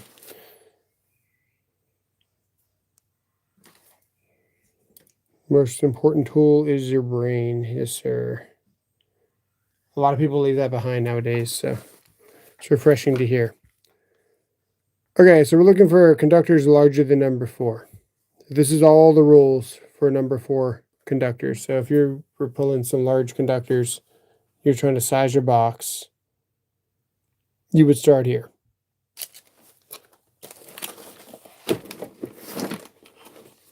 So we've got pull and junction boxes and the sizes right here. The minimum for raceways containing conductors, the number 4 or larger. See if I can find it here. Next page. Yeah. So we've got straight poles and we've got angle poles. Okay. Your straight pole, the length of the box or conduit body shall not be less than 8 times the metric designator trade size of the raceway. So what that means is your box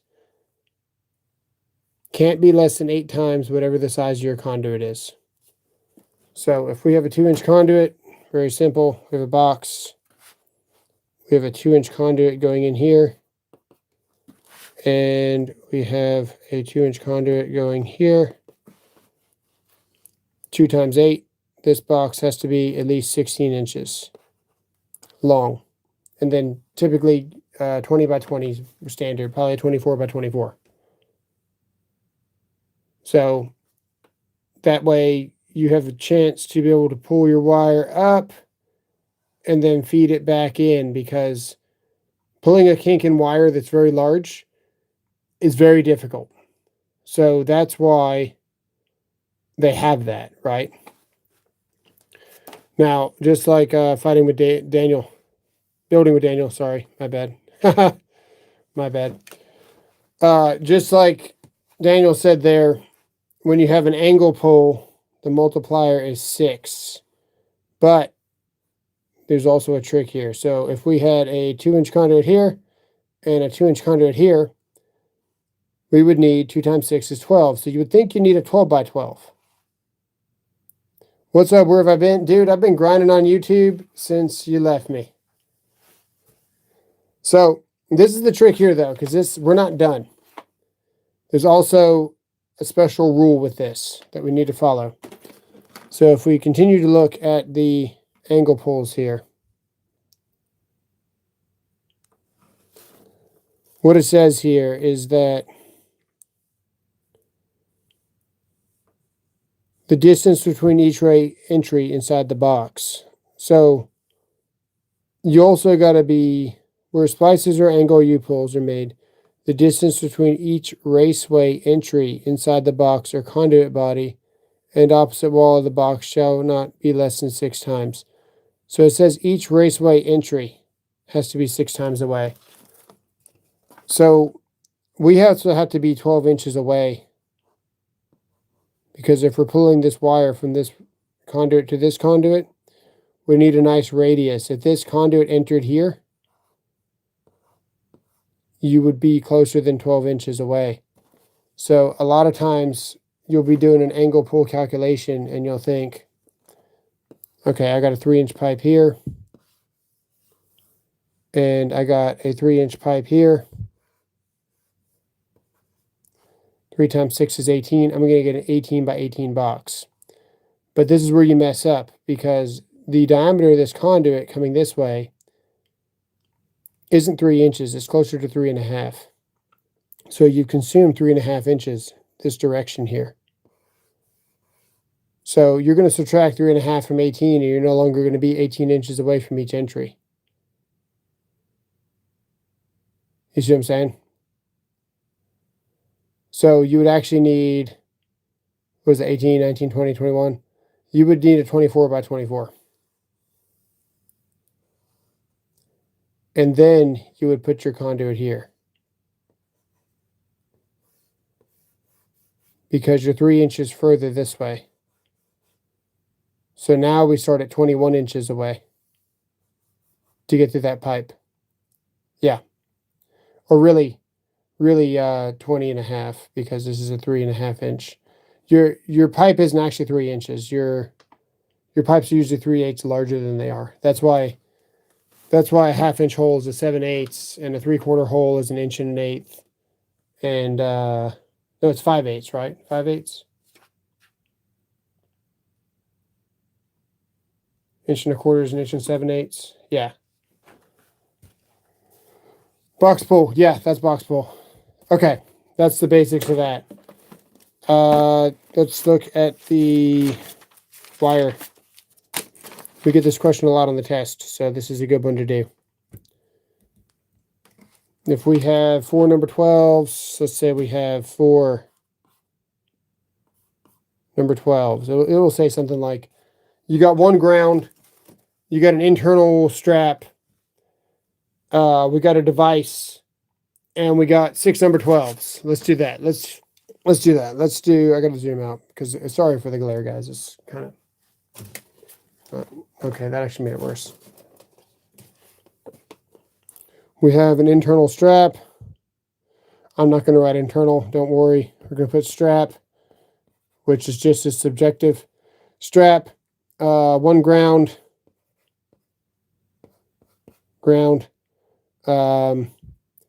We have, let's do 7 number 12s. Do 7 number 12s. And we'll do 2 number 14s. And we'll do a device. Okay. This is a realistic question that you would get. Oh, the mole remedy? Nice. Yeah. Okay. What does it say about all this? We're going to look at all this. First off, number 12 is good for 2.25. So we're going to take 2.25 times 7, whatever that is. Somebody do that for me, please. The 2.5, if we did that, that would be, that'd be 2 1/4, right? For 7 of them on the 2.5. Excuse me, 2.5. 4 would be a whole. 8 would be 2, and then you'd have a quarter. Yeah. 2.25. And then would be 8. 2 cents, 14. 15, 16 1/4. 15 3/4. I was close. Not even close. 15 3/4.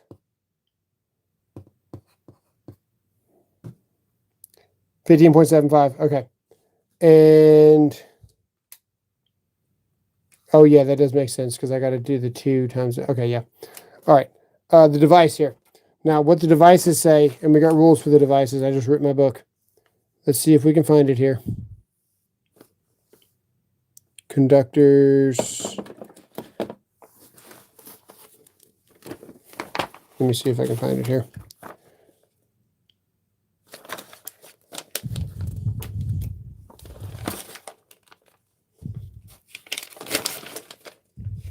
Okay, so these are the rules here. Let's start with the rules. Box fill calculations. Okay, we got the conductor fill, which we did. We got the clamp fill. So it says here, where 1 or more internal clamp fittings, whether factory or field supplied, are present in the box. Why is it so shitty, man? Let me zoom back in. That's way better. That's way better. Are present in the box, a single volume allowance in accordance with the table shall be made on the largest conductor. So we're going to add, our strap is going to add 2.25 because that's our largest conductor, right? Now we've got our ground. What does it say about a ground? See here, equipment grounds. We're up to 4 equipment grounding conductors or equipment bonding jumpers into the box. A single volume allowance in accordance shall be made on the largest equipment grounding conductor. So our ground is going to add another 2.25. We already got our 7 number 12s right here. We need to do 2 number 14s. 2 number 14s is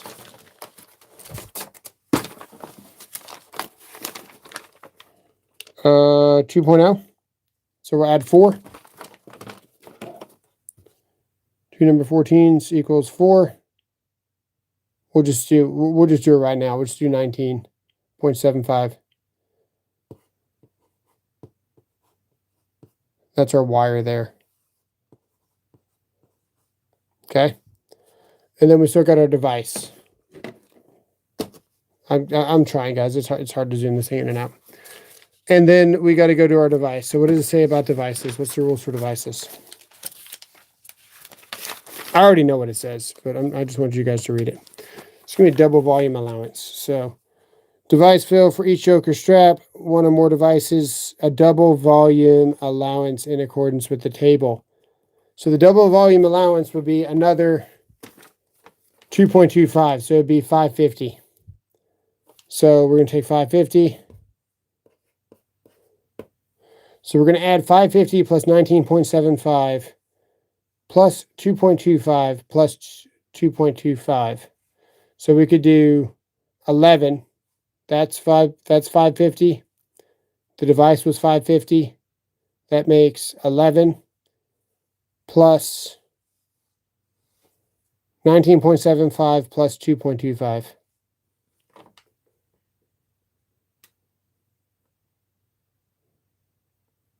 Yeah, so 11 plus 19. But we also got to add 2.25 after that. We're going to take, let me zoom out. This is so crappy. The strap and the ground were 2.25. Oh, right. Sorry. You're right. 11 plus 19.75. My bad. You got it. Yeah, you got it. So this was 550 here. And then this one was 550, so that makes 11 plus 19.75. 30.75 there.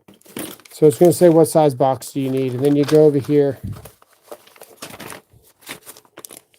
and we got to zoom in because why not?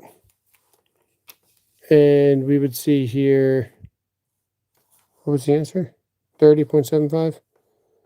You would say, oh, that'd be a good question, actually. That's a pretty good question. We need a 4/11/16 by 2 1/8 square box. And I would agree with that, actually. Yeah, that's pretty good. That's about right. So that's how you would do a box fill. That's like easy mode, dude. I see crazy stuff all day. I see crazy stuff all day. Sometimes I'll do the calculation for other people on a bunch of different things, but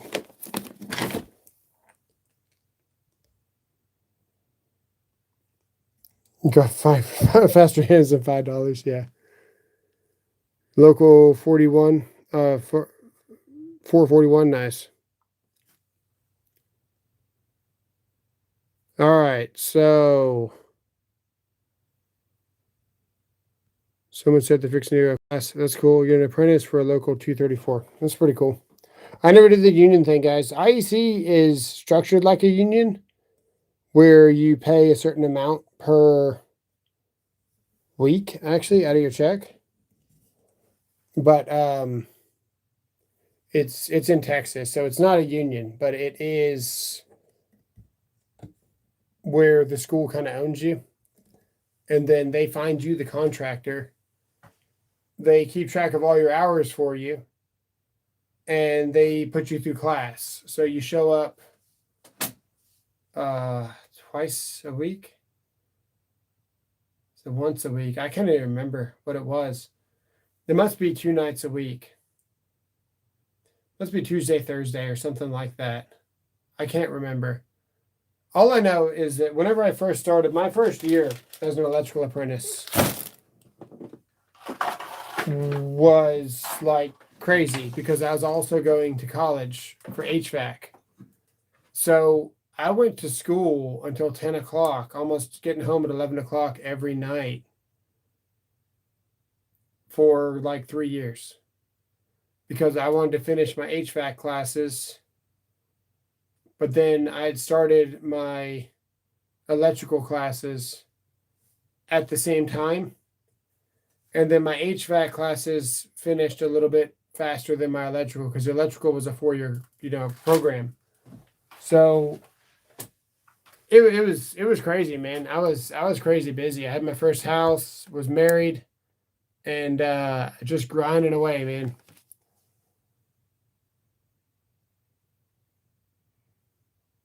What courses you took for our viewers to take same classes to pursue their electrical education? Oh, asking Jonathan. Took your courses through community college. Nice. They canceled all of my community college classes.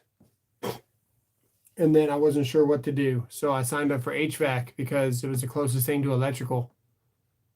So whenever I was 18, 19. I don't even remember how old I was. 18 probably, maybe 17. 18 because I was driving. So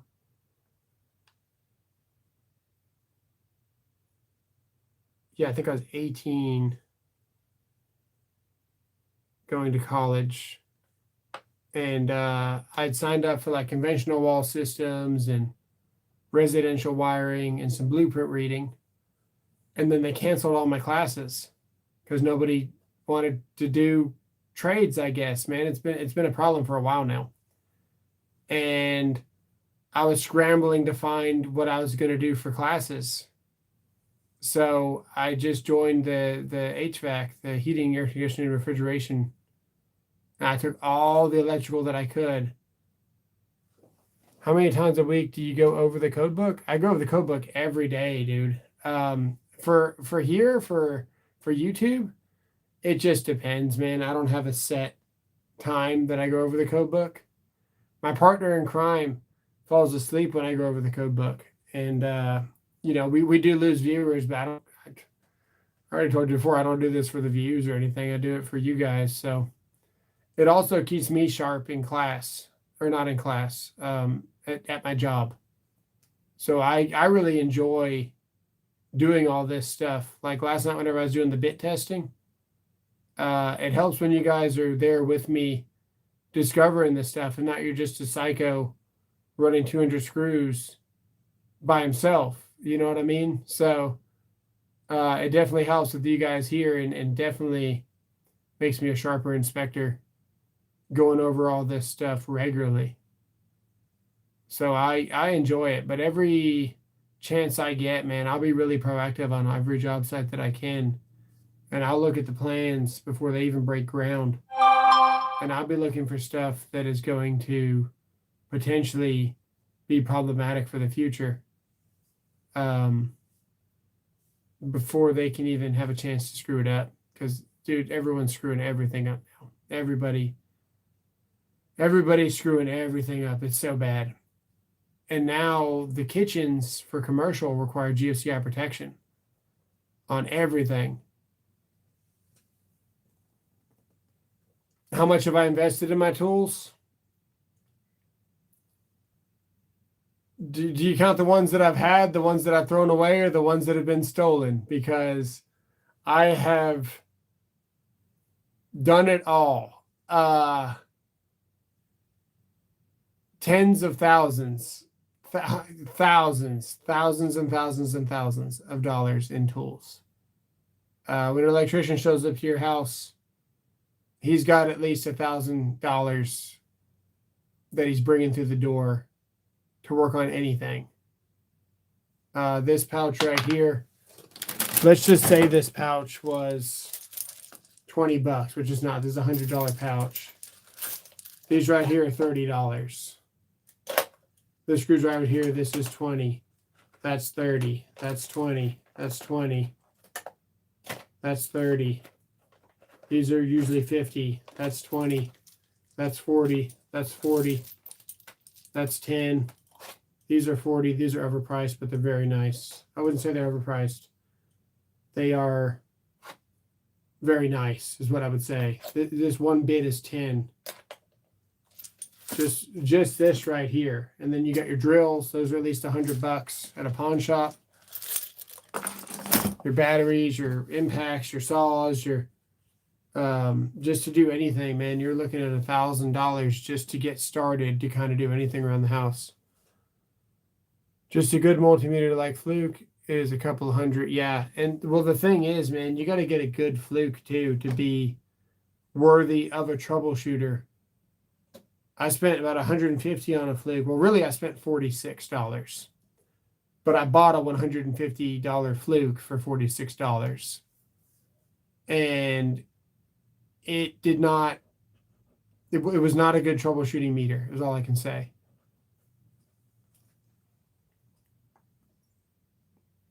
We had an OSHA 10 residential wiring class, commercial wiring class, basic circuit DC class, basic circuit AC class. That sounds like fun, man. I remember my My first class, I was getting my ass handed to me for electrical. It was a lot of math. And I became an electrician to not do any math, dude. I was terrible at math. And I was like, yeah, the trade's for me because I am a dumbass, right? There's no way. And it turns out I freaking use math all the time. It's crazy. I was getting my butt kicked, man. We were doing the parallels, the parallel calculations for a DC resistor. And you got to do the reciprocals for that.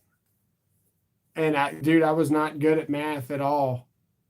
And to do that calculation, it was like a different language, man. It was bad. I was not a good student during that class my first year. What's a good choice, leather or stitching for tool bags? What's a good brand? If you want stitching, Gatorback is very reliable. Veto Pro Pack is very reliable, but also very bulky. I'm fixing to get myself Diamondback. So I dumped this live on you guys with just tool overload tonight because my loadout is fixing to change. It's still very good. The tools are very good. The tools aren't changing. It's the pouch because this is a $100 pouch and it is heavy. I should show you how much this pouch weighs.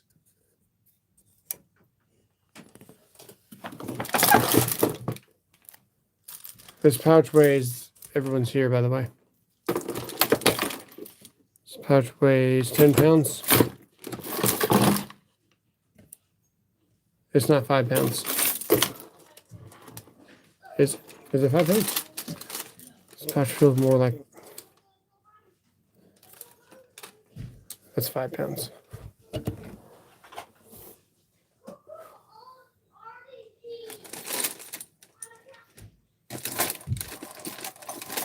Yeah, pouch is about 5 pounds by itself. So hanging off your hip, man, that thing's heavy.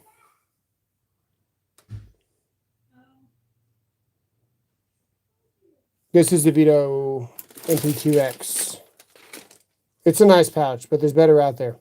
Like this pouch right here, I would get a Diamondback, and that's the setup that you guys are fixing to see. So I would take a Diamondback. Even this Weehaw is nice. And I would take a pocket stuffer.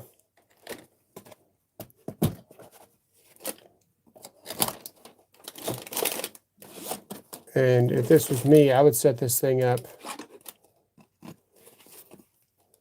to exactly how I like it. These bits fit in here. Or I guess we can just put them in here for now.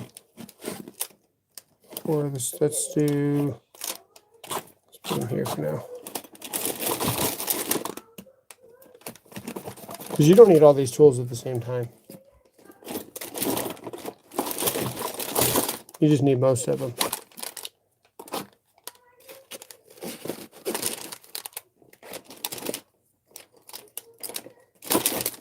Uh-oh.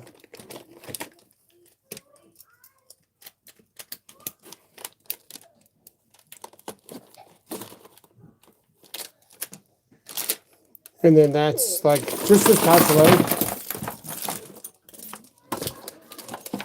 Just this pouch weighs a lot by itself. The pouch by itself weighs 2 pounds. This pouch with tools in it weighs 2 pounds. You see what I'm saying? This pouch right here, and all this stuff is hanging on the, just this pouch here, almost weighs 2 pounds. This pouch with tools in it, 2.12. Oh, the Archivist, yeah. Yeah, the leather tool bags are good, man. But this is a quick style. Clip on and off.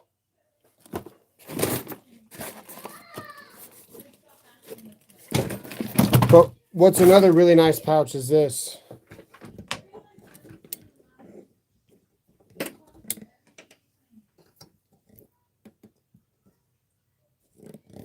Studying for a student graduated from high school, was going to college for computer engineering, had some life-changing things, had to pursue a craft. Sorry to hear that, man. That's good, though. Electrical's good. It's good that you know, got it figured out, because you'll never go hungry as an electrician.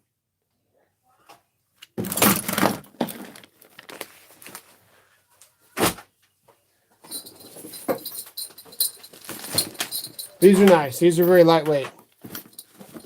If you're looking for a pouch, this is probably the one that I'd recommend.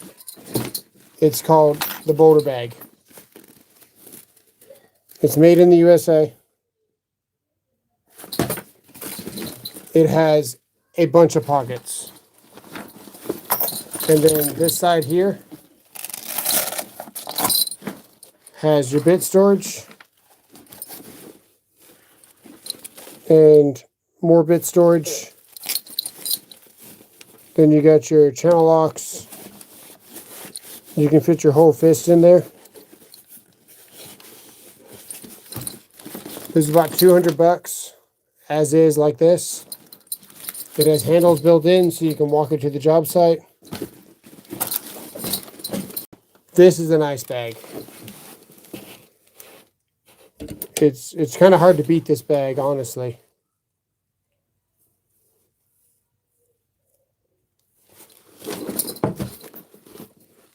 The quality is not as good as Boulder Bag. Hang on a second. Which one is it? Something fit in there or not? Yeah, that one fits. That one fits. Let's see here. Didn't want to force it. So what's cool about this bag is that you can put 2 pairs of pliers in one pouch.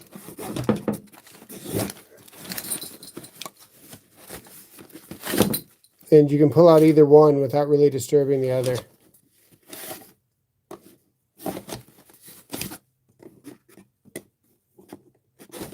So that means that you could put tin snips in here and they would fit.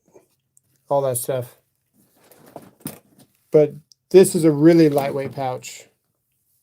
And then you've got the kind of the iconic 3 electrician in the front.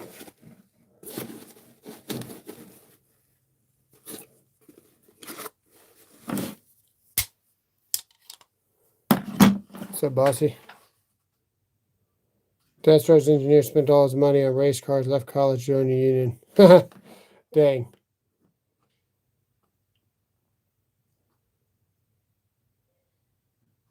Yeah. Something that's affordable is the Fessa. Fessa sent me some bags about a year ago. And it's actually pretty nice.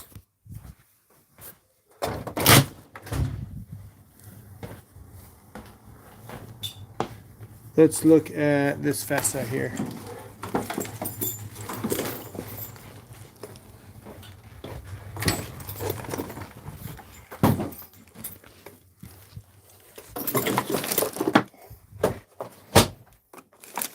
So you get the Fessa leather.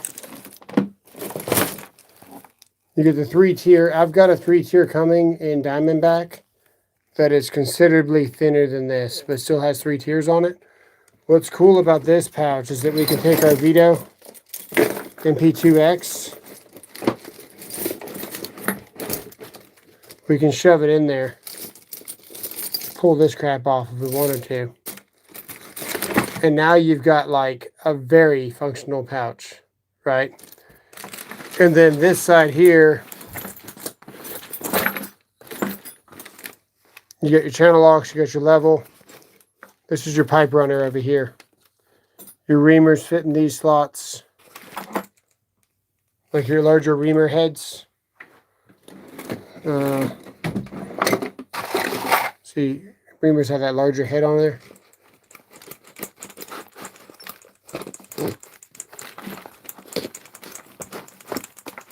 one-handed. There you go.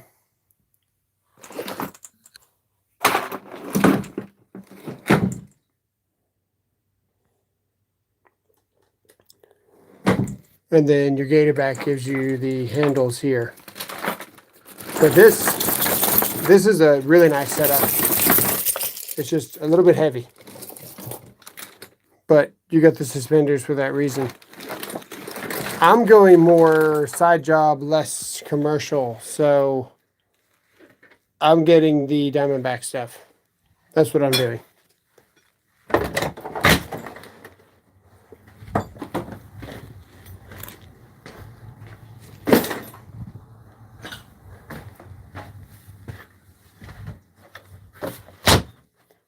I got a mess to pick up in here.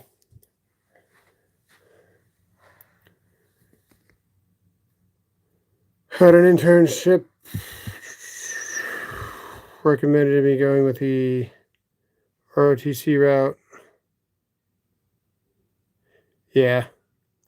Remember the Cordura green bags that would last forever? I still have mine. Thinking of using them as second bags for roughing units in the company I work for. Yeah, I do remember the Cordura bags. They were actually Husky, I think. And I think CLC helped make them.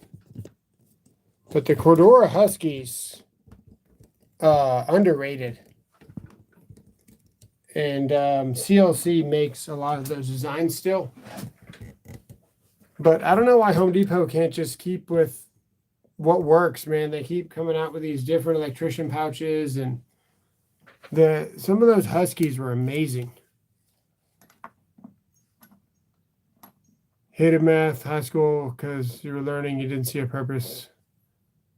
Then you went to college and found an actual use for it. Yeah, only in college are you going to find a use for it, though. Even as an electrician, even as an inspector, with all that I do, Pythagorean theorem is really the only one that you need. Some old hippie caught another old hippie tripping on acid. Cause, sin, tan. COSTIN SINTAN. Yeah. What about the Diamondback vest? That's not something I'm interested in getting. But they're probably nice. They just, I don't need all that on me. I don't know. I've seen the vests. They'd be nice if I was doing like framing and stuff and I really wanted to get the weight off and I was wearing suspenders anyway. Probably. But I'm not going to do the vest stuff. I'm going to go with the 3-tier, 4-tier pouch. It gets here tomorrow, so I'll be looking for that video here pretty soon. And then I've got the Mazzo. And everyone says you got to get the Mazzo X, so you get the little Nico. The Mazzo is better than all those because you can put a whole different pouch, whatever you want, inside of it.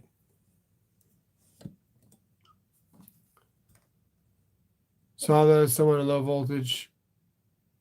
Yeah, they're like $500. Yeah. Yeah, the Mazzo here. The Mazzo here, man, you can put a different pouch in here. And then you're not stuck with all that, whatever you're doing. And then if you really needed to, you could use this for storage too. Where if you get the little Nico or the Nico or the Mazzo X, it's got dedicated pockets in here. And they're not as good as this. So this you get 2 screwdriver slots. You get a lineman slot. You get a strippers or needle nose slot. And then you get 2 little pencil slots. But I like to put these in here. So I load this up like this with the Crocs or the Milwaukees or whatever you got, like that. And then the screwdriver. Got too much stuff on the table at this point. Screwdriver in there. And then it just fits in the Mazzo like nice. Right? And then if you need a pouch that's empty, you pull this off and you clip this to your hip, and now you got a material pouch. So I like the versatility of the empty pouch. This one's the Mazzo, M-A-Z-O.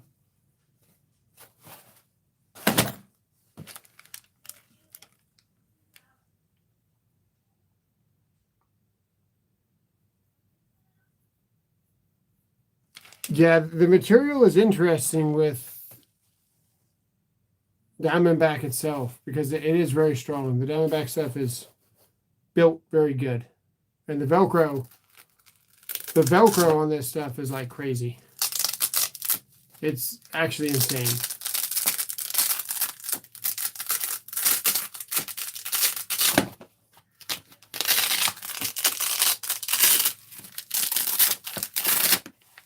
Yeah, the Velcro on this stuff is crazy good.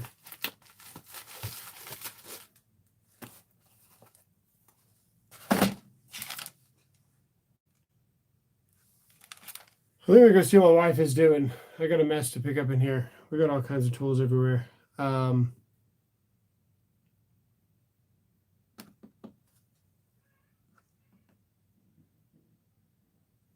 Yep. We are out of here. Appreciate it. We'll probably see you guys tomorrow.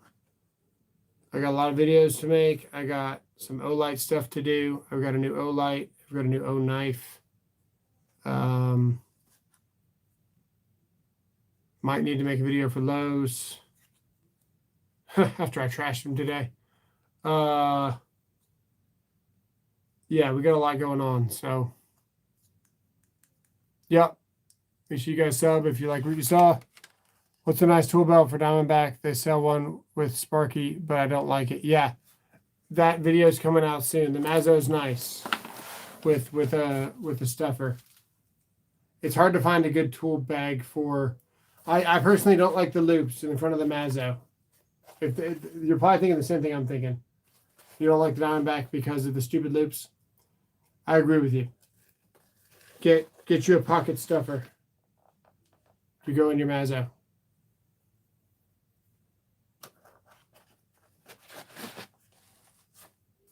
Yeah. All right, we're out of here, guys. We'll see you.